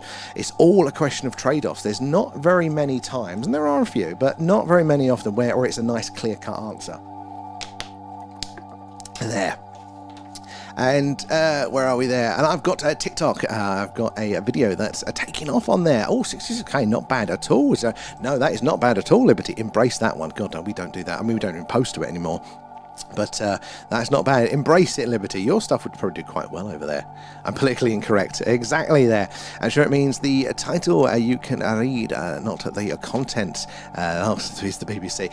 It is. Look, it's a weird beast. It is a very, very weird beast. And I'll say it again. Everybody's complaints, whichever side of your opinion you are of it, are totally well-founded. It's a bureaucratic institution there that's very, very blind. But we don't let them win. We just kick the idiots out. It's a useful part of our society, And where are we? Down the road here. The BBC owe me, and I want your money there. Hey, go for it. And Chinese Alan comes from Gavin and Stacey, apparently. That's where it rings a bell from. I never really watched it a lot, but that's probably where I heard it from. Very Alan Partridge-esque, isn't it there? And the BBC changed my licence fee, even though I have it through City Fibre.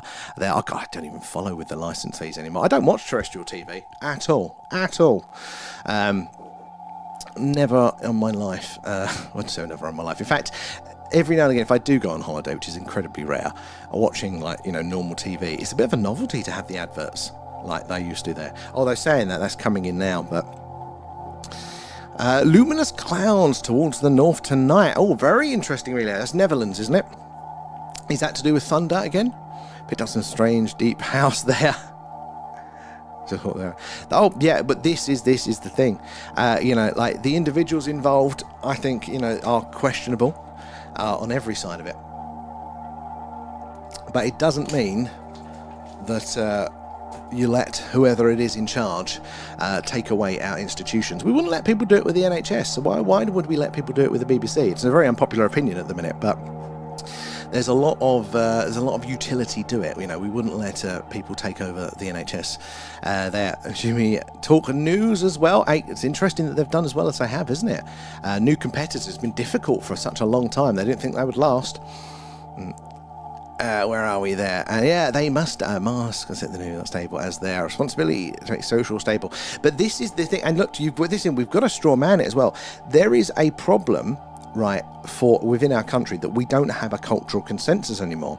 There was more of a balance and more unity when we all were tuning into one of 3 programs back in the day. We all had the same thing to talk about at school or work the next day.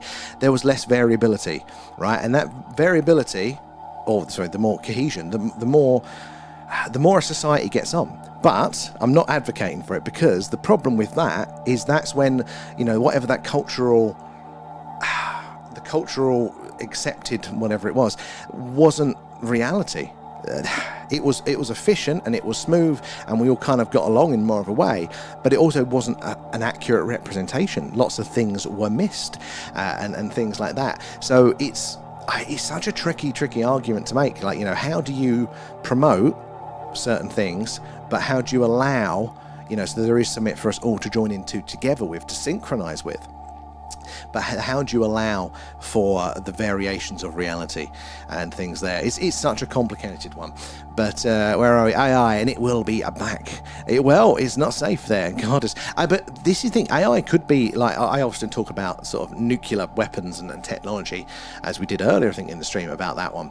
And as an example, and AI might be the first example that doesn't necessarily follow that analogy. If we do hear truly artificial generalized intelligence, that is a bit of a game changer there. We don't fully know how that one works. It's not just a 10x in ability that, you know, you can just go, well, it's like this times 10, which is what most technology does. You know, even the atom bomb, nuclear energy there, well, you know, for the amount of work we get in, we get 10 times the amount of power out. You know, for the size of the bomb, we can kill 10 times the amount of people. It's, you know, AGI is very different rules are at play there. It could be the thing that ends us. You know, that is a possibility on the horizon, but it isn't guaranteed. And again, like, if we don't do it, there are costs to those things as well. There are costs, but you're right. No safeguards, just profit. But that is what we do as humans. This is the danger of our modern day technology. It's not just things like AI. It's the speed. Because sadly, as humans, we have to learn by failure. Our whole society, it's probably how our brains work, are designed to learn by failure. And think of it this way: we promote to fail in this in our culture, in the Western culture here. You know, so if you do well at your job, hey, you got a promotion, you can go to the next level. Oh, I'm now the manager. Hey, you're doing really well at that. You can be the area manager. Oh, great, like that. Oh, you're doing really well at that. You can be, you know, senior area director. You get into that role and you shit at it, and then you're stuck there. So we promote to failure. So people, when they stop at the end of their chain, they're now worse suited for that job. And again, we're kind of like that with technology. Once that idea has been made, we know it's kind of possible. Some cunt's going to do it. That there's somebody out there, some mad scientist at the very least, in a government-sponsored lab, in a deniable part of the world, is going to be out there doing it. So there is no putting it back in the box as part of human nature there. And we have to just make sure, or hope, that the lessons, when we burn ourselves with the fire, we hope we've not burnt ourselves too much. And the dangers is obviously when things are of a larger scale, because that burn becomes a bang, or the speed. That's the thing. We need time to make sure that we've run it all through and we've found all of the failure points before everybody's adopted it and it's a catastrophic failure. With the speed of technology at the minute, we're not getting that chance to adapt to these things. And that's the next big, I think, existential crisis with the speed of things there. And this world and the entire galaxy, it doesn't need saviors, and it needs awakeners there. And that is exactly what you are. Oh, I'm definitely not an awakener. I'm muddling my way through badly. And this is the thing. So I can be very, very wrong in all of the things that I'm saying. And I'm kind of trying to be okay with that. Because, you know, you don't want to come up here and talk to a few hundred people at a time and say, look, I think this thing, guys. And then somebody comes in and goes, actually, you're wrong because of this reason. And you go, shit, yeah, no, now I look like a right plum. But I'm trying to be more okay with this, because that is how you learn. This is exactly it. Somebody comes in with a good reason, you can go, you know what, I didn't consider that. Okay, right, let's add that to the equation. Does it make sense? But the reason I do spout sometimes specifics is not that I necessarily fully believe these things. It's more that, does it stir the pot? If we offer this up, you know, you take this dish to the dinner, does anybody try it? Does anybody take a little bit away? What do they think of it there as well? We're offering it all up to the mix, and maybe it will help somebody. It might just help people by them knowing where we've gone wrong, not to go this way. But I think we all need to do it. We've all got the one thing I learned doing podcasts. This was really, really interesting for me. The bit that I used to really enjoy about doing the job, and now it's bloody spreadsheets, is that whenever I'd sit down to record with people, no matter who it was in on the recording, it could be average Joe, whoever, no expecting anything of interest there.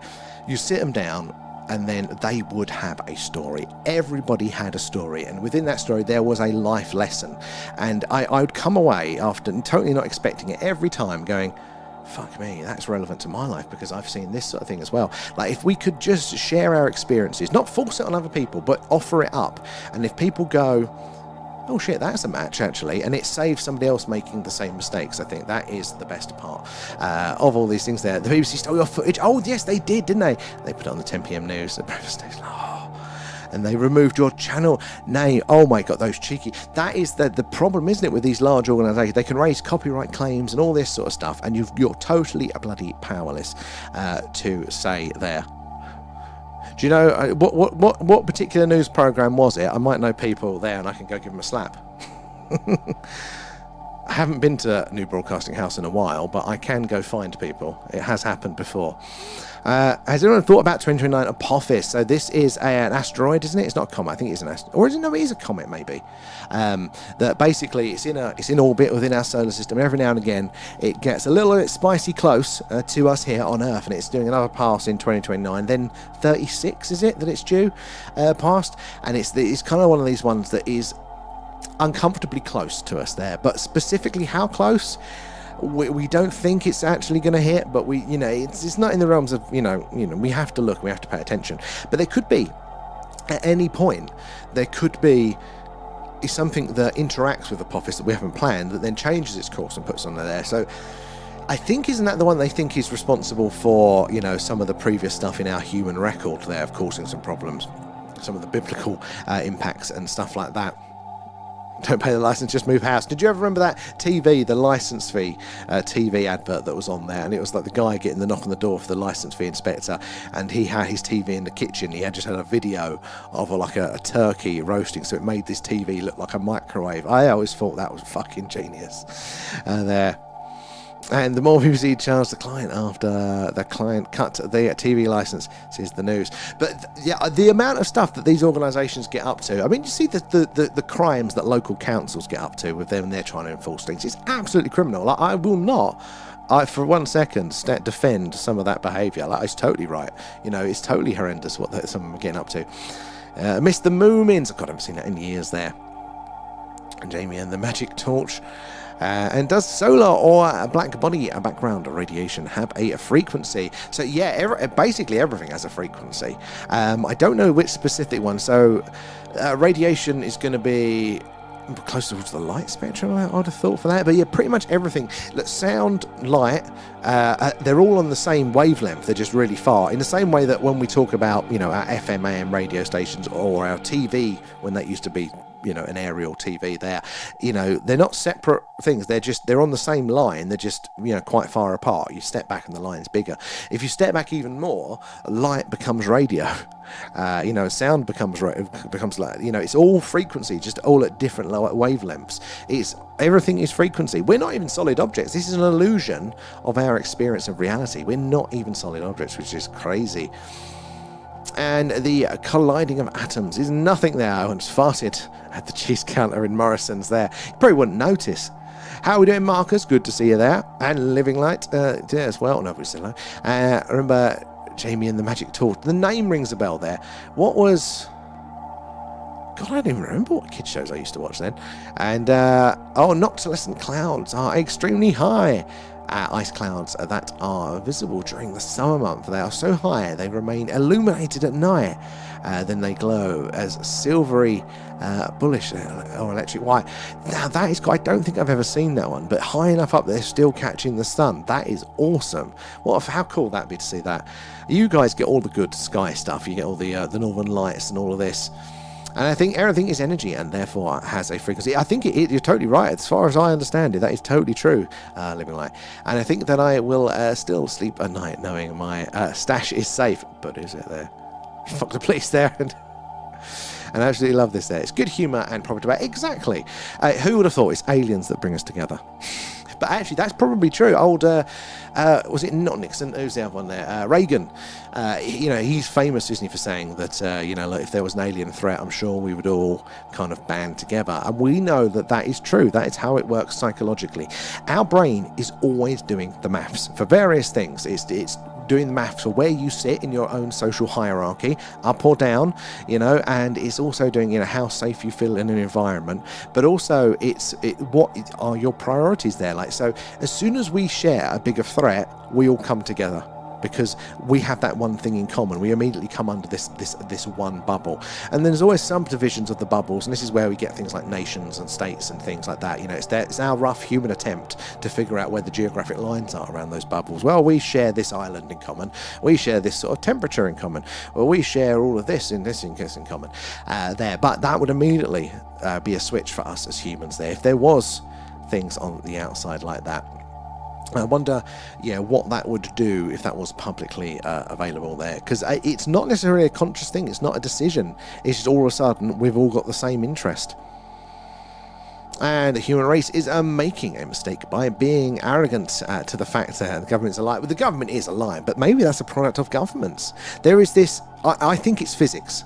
There is, I can never get the pronunciation right, but is it the Pareto principle or the ratio principle? But the square root of a number is responsible for the most. So basically, it is, 80% of popular music is made by, 20% of the musicians. And the 80% of the revenue is made by 20% of the music. This principle is across how flowers bloom, how art is made, how money transfers, all of this sort of stuff. It seems to be like this ingrained principle into life. And the same is when we get large structures.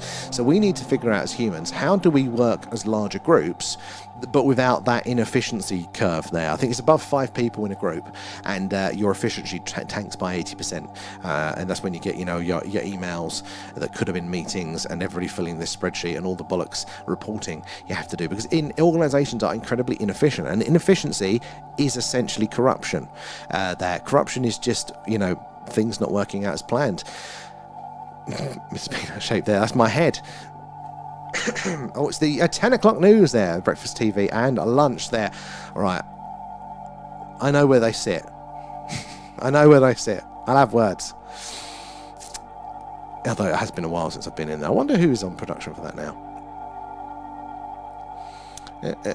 Human life gives off radiation and frequency. It definitely does. I mean, we emit heat. That's radiation.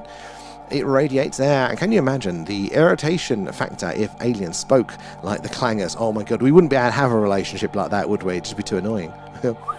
That's Soup Dragon. Space Cadets. Where are we? And my hubby wants to know if you remember Cities of Gold. Cities of Gold? What is it? Is the kids' TV show? Is that the one that was the South American? The Inca sort of one. Am I thinking of that, or is that? Or am I thinking of something wrong with that one? It's touching on something. I don't think it's one I saw commonly. Zap. There we go. That was one. Playgroup. God.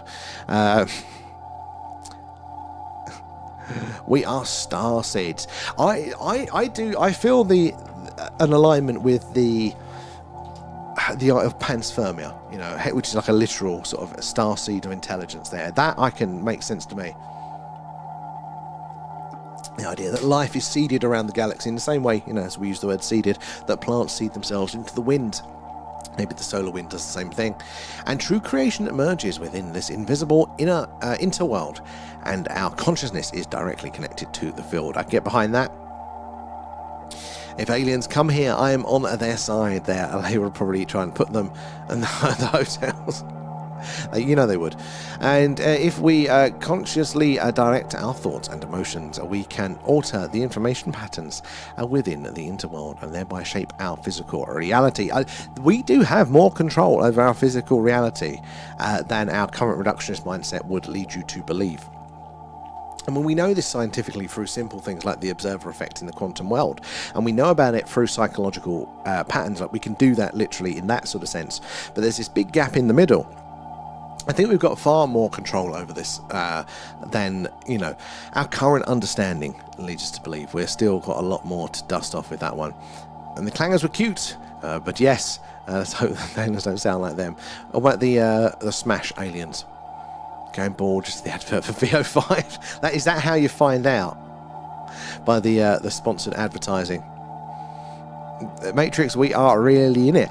And this is the thing, we could be, but maybe it's not like, there's aliens that have created the Matrix for us, but maybe, because this is why art and film are really, really interesting.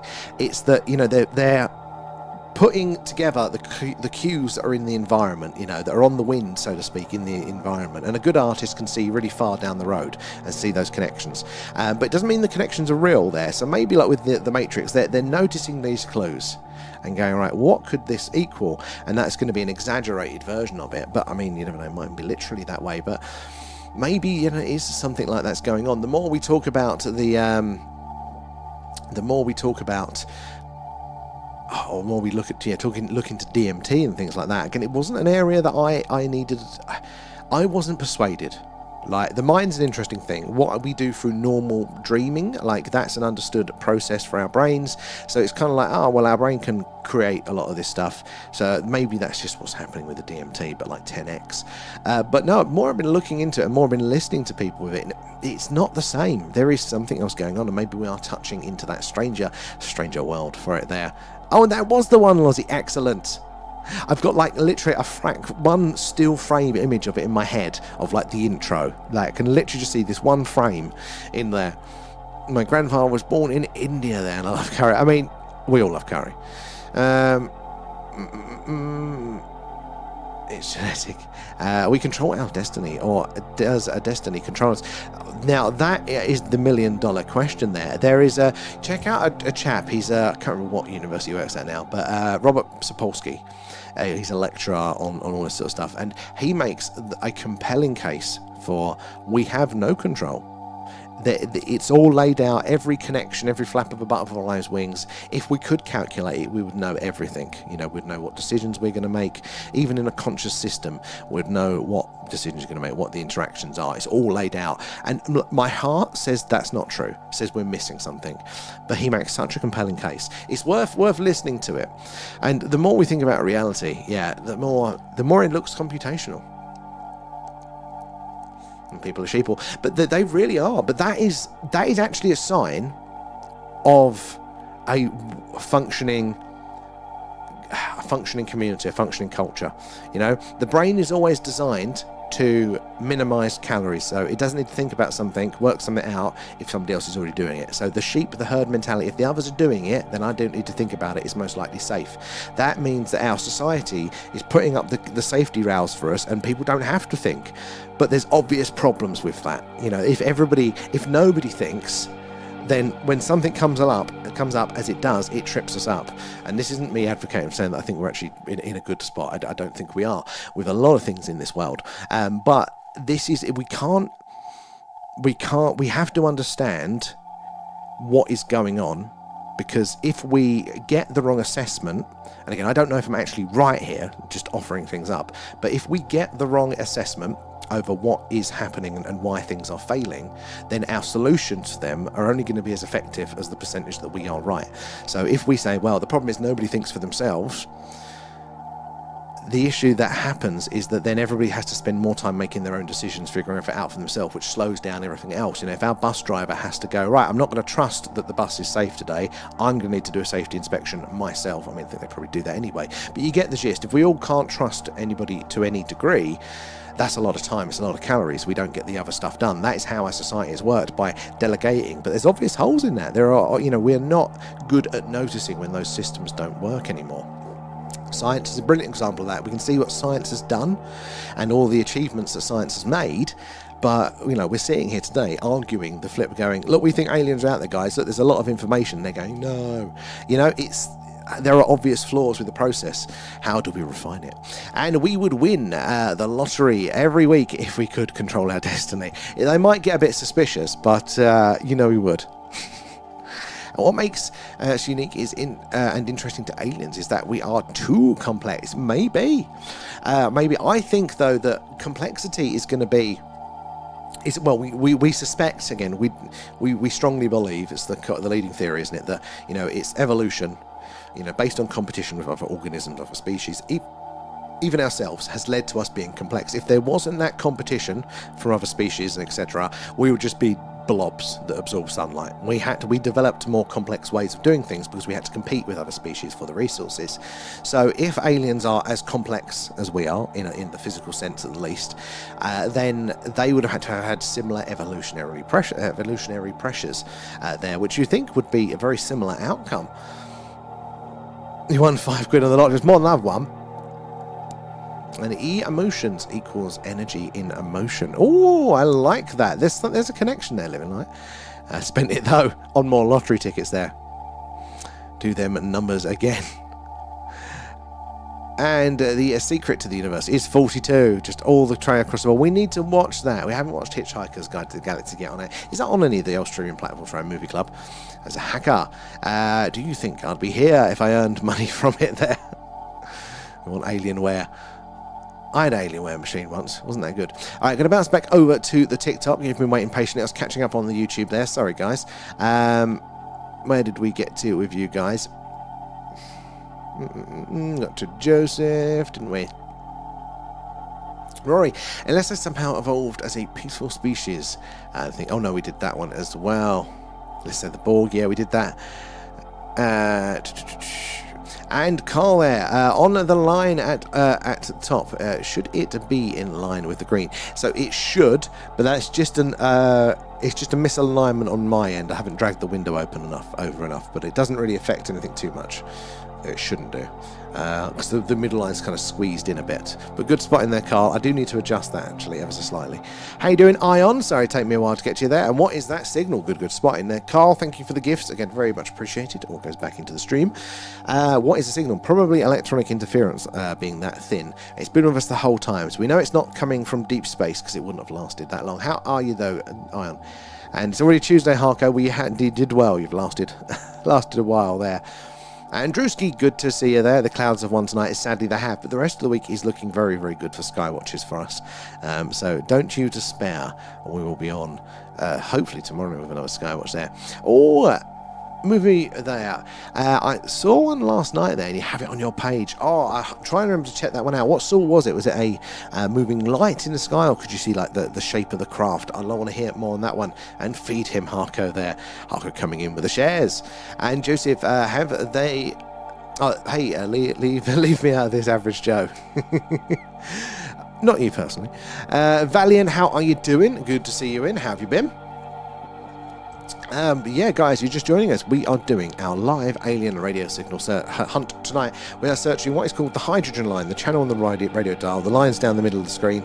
It's where scientists theorise that if ET is out there, this is where they are most likely to put the message. Hello, is anybody else out there? It's where the wow signal is heard. It's kind of like the film Contact. We're doing the same sort of thing. Big dish pointed to the night sky as the Earth rotates. We are hoping to get... hopefully an anomalous signal coming in there. But in the meantime, say hello. Let us know where you're joining us from there. Ask any questions you want there, or if you've had any interesting experiences, we'd love to hear about that one. Oh, good to hear it, Valiant. Good to hear it. How did you survive the heat? Well, God, it's been a nightmare for the heat over here. Luckily, it's cooling down a bit now. Exactly. You're a good soul, my brother. Oh, I've had my times, mate. I've had my times. We're trying to jam my neighbour. So hunting for good tunes and presumably some unseen films. Yeah, you got to worry when you check your neighbour's hard drives. You got to live next door to those people. I stayed in my port. You lucky bastard there. Oh, I couldn't escape the heat. I was standing outside going, why is it 32 degrees outside at 4 in the morning? I just want some sleep. I can see the sun coming up. It's only going to get hotter. It was awful. I don't need to tell you, like, you experienced the heat wave there with us. But I see the hearts, the tapping aways, guys. I do appreciate that. The likes, the shares, all that jazz helps us reach more and more like-minded people there, like yourselves. And the more eyes and minds on the old phenomena help us piece this puzzle together. You never know who is going to come in and what experience that they are going to share. That is the one thing in doing this that has helped me understand a little bit more what's going on. Change my mind is hearing all of those interesting anomalous accounts. There's far more going on than the mainstream would lead you to believe. Should we check the weather? Let's confirm that tomorrow is still going to... Oh, for fuck you. Tomorrow night. Oh, no. Lengthy clear spells. Yeah, we should have a Skywatch tomorrow. And then we should have a Skywatch... Oh, changes like the weather does. Fucking thing. Why is that? Yeah, we should do Tuesday, Wednesday, Thursday. What about Friday? Friday, yeah, looks like a possible one as well. Saturday, Sunday. I mean, it was looking clearer yesterday when I checked, but it is still clear enough, so I wouldn't worry too much about that. Yeah, it's going to be clear enough for us to do some sky watching this week. Oh, my dad had an old dial radio. When I was younger, pushing the FM button, I was able to annoy a pilot who asked me who I am, or was not a transmitter. How does that work? Was it just the interference? What is that? That's very interesting. The radio is such a strange phenomenon, but it is a science. It's crazy what some people can do and how they can understand it, like what we can tell from it. It just blows my mind. But I mean, I barely scratch the surface in what we understand of what we're doing here. I would like to explore 1.6 a bit better, but we do need to pair that with visuals as well to know that it is not just Earth-based communication.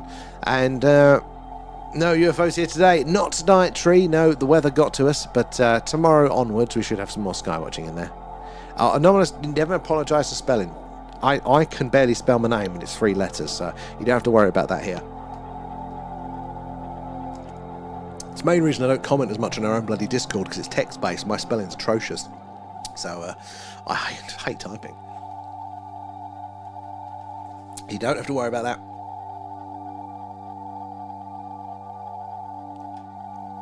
What's that? Oh, I'm falling asleep there. And sorry guys, a little bit of a refresh. Yeah, there we go. Sorry, we lost all my chats for a second there. So I'm falling asleep, and have a good night. And 2.5 hours we have to suck out with the Netherlands and Morocco there, Harko. Well, I'm going to wish you a good night's sleep there, Harko. We won't be on much longer ourselves, but we'll see you all tomorrow. Good luck with the game. And my new glasses tomorrow. I need to order some new glasses. I sat on these ones, now they fall off my big head. And the heat finally reached me, and I've heard you all talking about, oh, it's been awful, Teresa. It's been awful. I did well. I got to like Friday, and I know we had to stop one of the streams on one night because I started to feel a bit ill, but I managed to keep positive during the day and keep on with everything as normal and didn't let it get to me. But Friday, and then when it started to cool down Saturday and Sunday, I was just like, I'd had enough by that point. I couldn't do it. I couldn't do it there. Rubbing it in the AC there. And the other week I could voice note replies after the stream, and it seems I have to have gone again now. A voice note replies to the stream. That's interesting. How does that work? Oh, what, like with your like just text to speech, so you could speak into it, and it would what they call it, transcribe it on there. Maybe they were testing the feature. Oh, yeah, same trip. We borrowed one of those mobile air conditioning units, and I thought that would be my saviour. I can't afford one myself, but a family member wasn't using it, and I was swearing at them for not using it in the ridiculous temperatures. So they let us borrow it, and it took the edge off. It took it down like 2 degrees. Some rooms it would take it down 4 degrees, but like no more than that.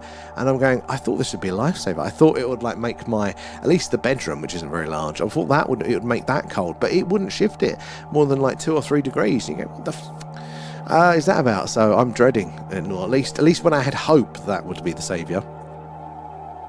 276. Yeah, the price is dropped because I'm the sucker that would fall for that. Oh, you can hear your voice. Oh, what, like on the stream? What, as a post? And what, do we play it?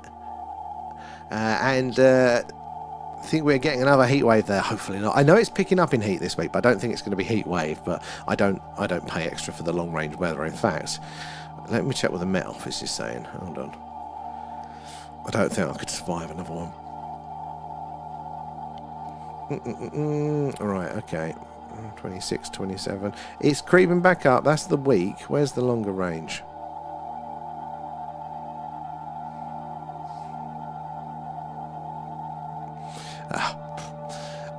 Don't know that.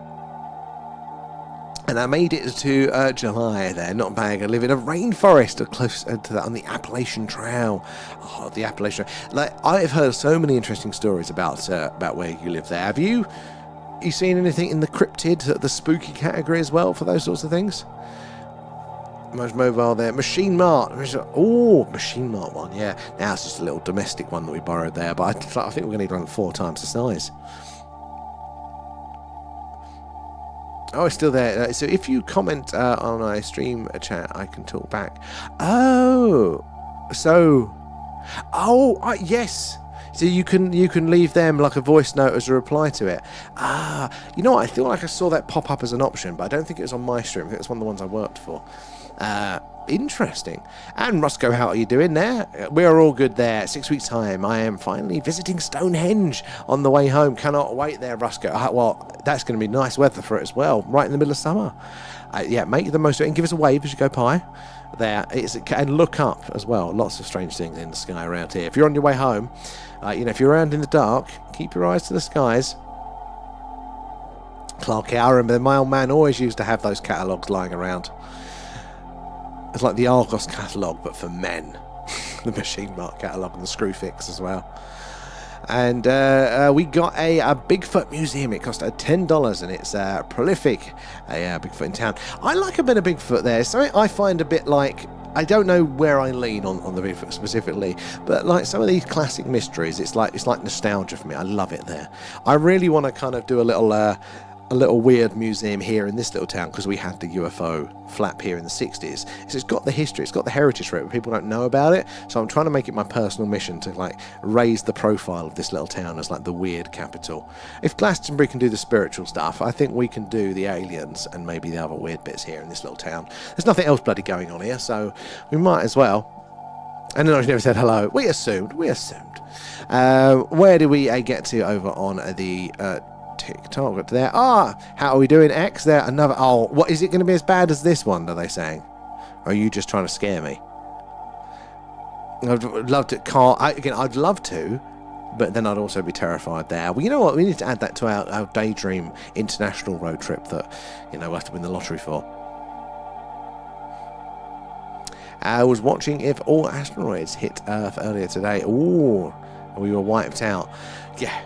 It's actually quite hard to fully wipe us out like a disease, but there are still some big boys up there. We're tracking most of them, but we don't have a lot of confidence in all of them. There are just some orbits that we don't ever get a good look at. So it's still very, very possible. And that is the biggest danger. So you've heard me prattle on about this before, but functionality. It doesn't really matter if we're right or wrong who built the pyramids, right? Unless there's another message there. So the mainstream understanding, of how, say, the pyramids are built. If they're wrong, again, doesn't matter. It gives us all a shared understanding that we can talk about, and we can put that to bed and just get on with our day. Now, so that is called functional. But it becomes dysfunctional if the truth is that it was built by an advanced earlier culture that was reset by an impact, because there's a lesson to learn that we probably do need to know, and sadly we're not going to know that until it's too late. Then that's what they don't get, the mainstream. And the forest line is my backyard, and they call it the Cherokee Forest, and here is where we sent them all away there. And ants built the pyramid, ant people. You never know. Because was it the Hopi? Is it talking about the ant people as well? Part of the indigenous American tribes. And I had no idea after 30 odd years that if I go home via Stonehenge A303, it's actually quicker. So I might be a regular stop. Hey, now that's pretty cool. It's probably not during the peak summer months. Like, check it out, because there's always apparently traffic on those roads. All of the tourists. So as long as it's accounting for that. Where are you coming from, like, roughly going to? Like, where's your A to B on that one? Ancient technology, how did they get them rocks up there? So this is the thing. So specifically with the pyramids, I don't need the aliens to explain it. Look, I know we can chisel. I know we can, cut stone. I know we can move stone. I know we can stack stone. But if you're telling me the culture that we understand the dynastic Egyptians to be, who built the pyramids, they say, and they didn't even have the fucking wheel, yeah, we're going to have a disagreement around that one. It doesn't need to be aliens necessarily, but that culture needs to be far more advanced, and there needs to be something else going on here. That does not math. The math don't math to me for those ones. But you never know. I mean, maybe they could have been in contact with. The idea that we are a one large cargo cult. Our humanity is just one large cargo cult, trying to understand like an early or maybe a couple of early interactions with interstellar visitors that's just totally blown our mind, and it's set the trajectory for our religions and things. I find that incredibly fascinating. Ancient technology, and how did they get the rocks up there? Exactly. The Hopi, yes, I'm not that smart, I just hear a few things occasionally, and I wasn't sure if I'd got it right. But that was an interesting one. Yeah, the people, was it the ant people that asked, brought that tribe into underground for survival from one of the cataclysms. Mum's Irish there, and I don't believe in leprechauns. Does she believe in leprechauns though? And that road is a nightmare. I've been caught out on it a few times in my past. I haven't driven in a while now. But it's a beautiful part of scenery, but not when you're stuck in traffic in the heat. They hide from machine mold, the leprechauns. Ants lift 50 times its body weight. Oh, it's true. There's something I heard as well about insects, that they can't scale up. Like the reasons that we don't have large insects anymore is because we... it's because we the oxygen level in our atmosphere is too low. So the way they get oxygen, for them to work, their respiratory system equivalent is just so inefficient that it can't work at scale. So you couldn't get one of them these days anyway, big enough to do it. But yeah, back in the day we could. We know we had fucking massive ones there. And it always makes you wonder when people talk about the mantid beings, like that. Like, if they're working on the same sort of thing, they wouldn't survive. Apparently the same with dinosaurs too. Even though, again, it's more of a traditional respiratory system that we'd understand. If we did have a T-Rex that was born again, it wouldn't be able to breathe, apparently. Oh, Oxford to Sandbank. Oh, you're coming down. In my head, I'm always thinking like, west to east. But no, you're going north down to south there. Ah. A 100-pound ant can lift 5,000 pounds. It's insane, isn't it? Like, we scale that up to our numbers. And in Back to the Future, they had hoverboards there. Maybe they used them. Well, this is the thing, like how on earth did they do it there? Because, even if they use a ramp, the ramp itself, to build a ramp that could support the weight of stone, that would have needed more mass, so more stone to build than the pyramids itself, because you'd have to do it up for such a long run to have a chance of pushing it up there. So there needed to be more complex mechanisms in place there, more tooling. There was something going on. There's a big gap missing in the record. And they came from miles away. Yeah, exactly. The vast distances. It is very, very strange, I think, what's going on there.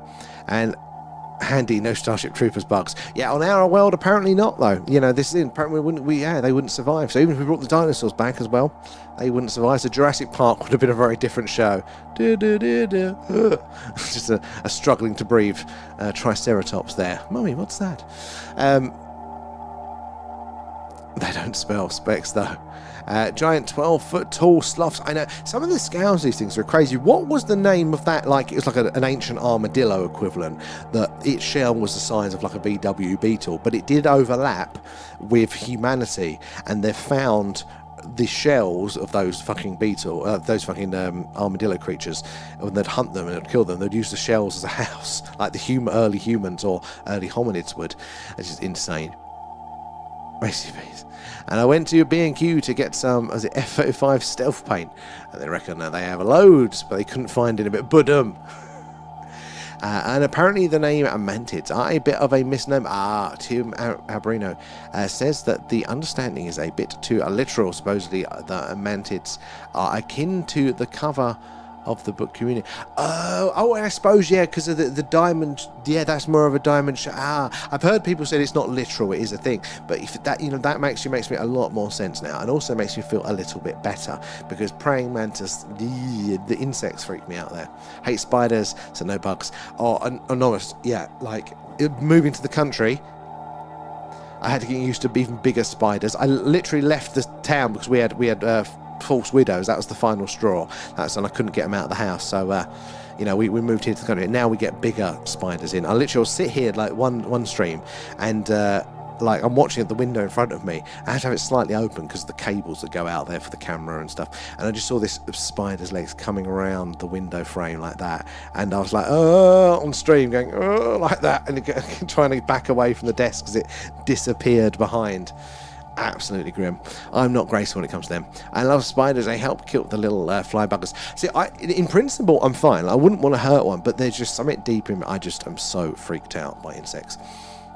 Shell for a house. Apparently, yeah, early, I don't know if it's early humans or an earlier species of that, but I think it was early humans, but we overlapped with them. It was fucking massive there. Prefer a Ford Mark 1 Ford Escort. A spider. No, I've got enough spiders here. We get things called they're tunnel web spiders, which I didn't know were in this country. They have a luminous green fangs, and they hide in holes, and just their legs stick out, their long legs. And I noticed these long legs, never seen them before in my life, sticking out of this like it's an old screw hole in my porch where there's an old mailbox or something.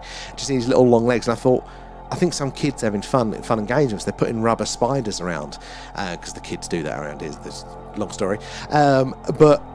No, they're real spiders, and I noticed more of these little holes, more and more spiders, and then I made the mistake of Googling what the full spider looks like. Giant luminous green fangs, and long leg, like the actual, they're massive as well. And that's tonight's spider chat. Where do we get to? And remember the support structures found by the LiDAR scanning. Oh, what's that? The under the pyramids, wasn't it there? The 2 kilometre deep ones. I don't know where I sit on those specific ones. I'm open to it. I definitely think there's structures going on, but it's such a big leap. It's such a big leap that I struggle with it, and that's not like a scientific dismissal. I can't do it. I'm definitely open for the technology, but there does seem to be a bit of a grey area when you listen to the chap. Sometimes he will say, I've heard interviews where, and I don't know if it's a language barrier that he's not quite fully that's why there's differences, but he's definitely said there is no AI in the process, and then other times he said there is AI in the process of understanding the images. Like that final is an AI interpretation. So I don't quite know. There's a bit of an inconsistency there, and it's a big jump. But in principle, I'll wait and see. I'll give it some interest. I wasn't a fan of his second Sphinx, though, when that one came out. I absolutely hate them. I do there. We have a massive spiders in the gatehouse. You could just get the servants to deal with them at Liberty. Upstairs, downstairs, all over again. 2 Bengal cats, they destroy the evidence. I've got birds, and birds are meant to eat that sort of shit. Do they fuck? Like flies as well. They're meant to just chase them for fun and eat them and stuff. No, they look at them and go, ooh. And then just, they fly off screaming. Supposed to jump 50 times. We scanned a 3.6 million year old fossil at work for some researchers, and it was apparently an ancient human foot. Now, this is interesting, Roscoe, because we keep pushing the human timeline back because that's how science works. It works from what's known to the next bit, to the next bit, to the next bit, which is stepping stones. It's great, but it doesn't mean that we necessarily have a full picture of whatever reality is that's going on out there. That's the limitation of it, and it keeps getting pushed back and back and back. So we don't fully know how old modern day humans are, but there's a few little clues. Isn't there some footprints over in the US that have been fossilized footprints, a mud bank that's encased there. And what's interesting is these look to be human footprints. And you could say, oh, well, it's an earlier form of human, or it's another sort of ape or something like this, because they think this is like 1 million years old, basically, these imprints. It's like ridiculous timescale, not just the 330,000 years we currently have. This is like 1 million years that they think that these prints were fossilized. But the whole point about our evolutionary chain, one of the big things that makes us humans is how our feet are, and the bone structure, and how we put weight with our toes and all that sort of stuff. So the human footprint is almost like a bit of a fingerprint for humans. It is one of these things that's very, very different. So it's causing a bit of a stir there. So where is this fossil then. Where was that one roughly in the world? Where was that one discovered? But there's also a skull, isn't there, that was discovered in China a while back of a sister species that goes back about 1 million years. This skull is a fossilized skull, about 1 million years old, of a sister species. So they think that that's important because our species branched off at the same time. So that one of that skull and us branched at the same point. So if that has been around over 1 million years ago, we must have been as well. Again, it's right on the fringes of what they will talk about at the minute. Nobody's saying definitely 1 million years in the mainstream circles, but it takes them a while to catch up with it there. It's badass. It's not those spiders are awful. I like spiders. I like Dairy Lee. The wife is wrong. I can't do spiders there. And apparently the funnel web spiders are also called farmers' friends because they kill off the smaller bugs which damage across. Apparently, I mean, look, I'm a big fan of like the ecosystem and all of that. In principle, I love it. I just don't like it when it's in my house. I'm such a with that sort of stuff. I can't. I just I wouldn't want to harm it and all that sort of stuff. I know we need them, but I just don't want to ruin my face. But that isn't life, is it really? And 250,000 years they're modern day humans. So that was one of them. So then it went to 330,000 years about, I don't know if that was like 10 years ago. I think they found that one or something. But now there are these sort of adjacent clues that are pointing even as far back as 1 million years there. Fossilized alien turds. Have you seen the fossilized human Viking turd they have in York in their museum? Because it's got, it's an old Viking city, the city of York. Very lovely place there, but they've got a Viking museum. But it's like it was a fossilized turd, a turd that has turned to stone, a Viking turd that they unearthed during their archaeology, and it's just sitting there on display. It's a big one. No one of those Vikings were aggressive. And it's such a drag. I have to walk through 7 rooms to get to my armchair after walking 2 miles through the grounds. Butler keeps taking the Bens home.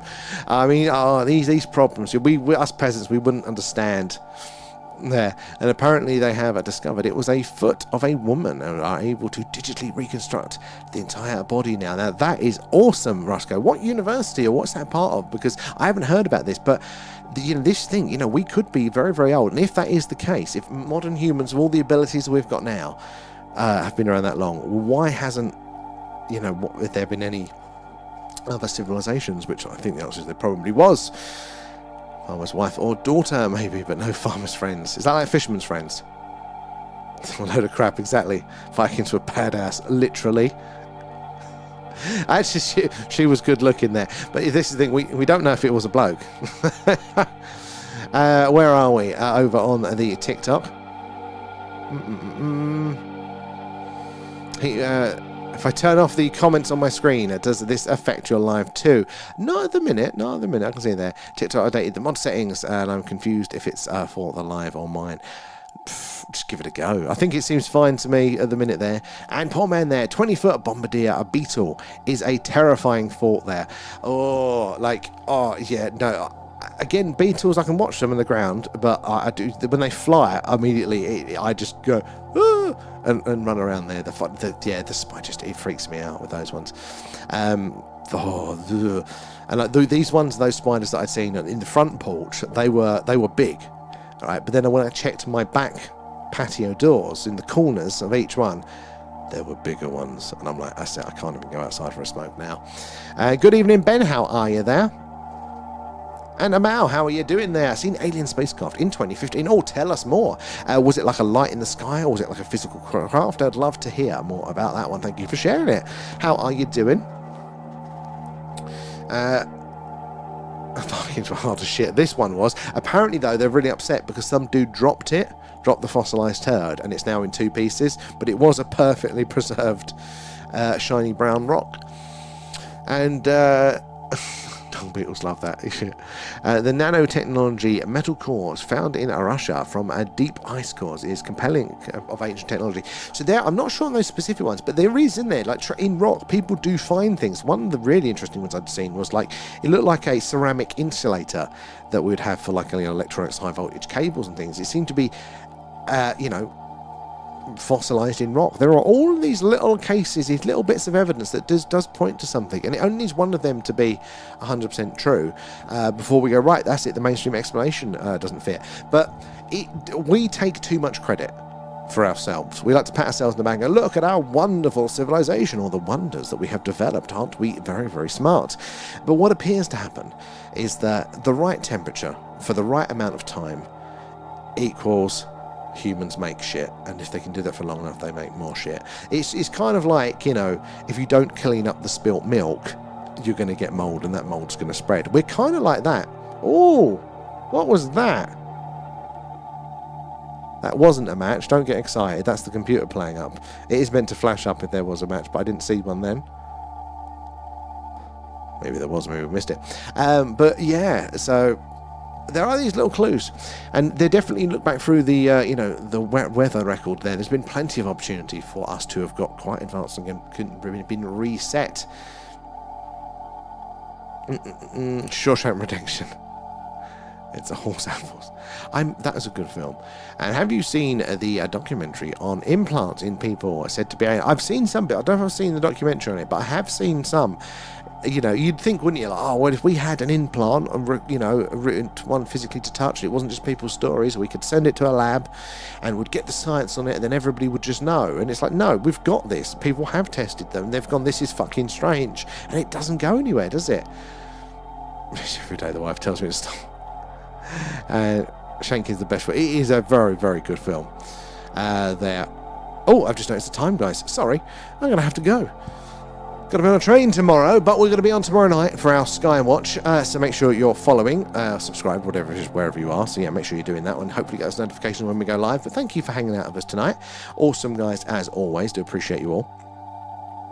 Part-time, I know. I'm slacking. What are we on tonight? We did 2 hours. I tried to keep it to a minimum of 2 hours. Where is my little recording? It'll tell me. Where are we? There.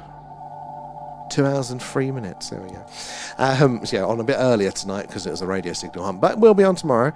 So you're probably closer to 11 p.m. UK time, and then that way, yeah, we should catch the night sky for you there. So thank you everybody for joining us. You're all awesome as always. Do appreciate you all there, and all the help and stuff goes back into the streams. Hopefully we can get more on the road as always. Do appreciate you all, and definitely look forward to hanging out with you. We're going to catch you. Oh, my neighbour has an implant in. It is on 4.3.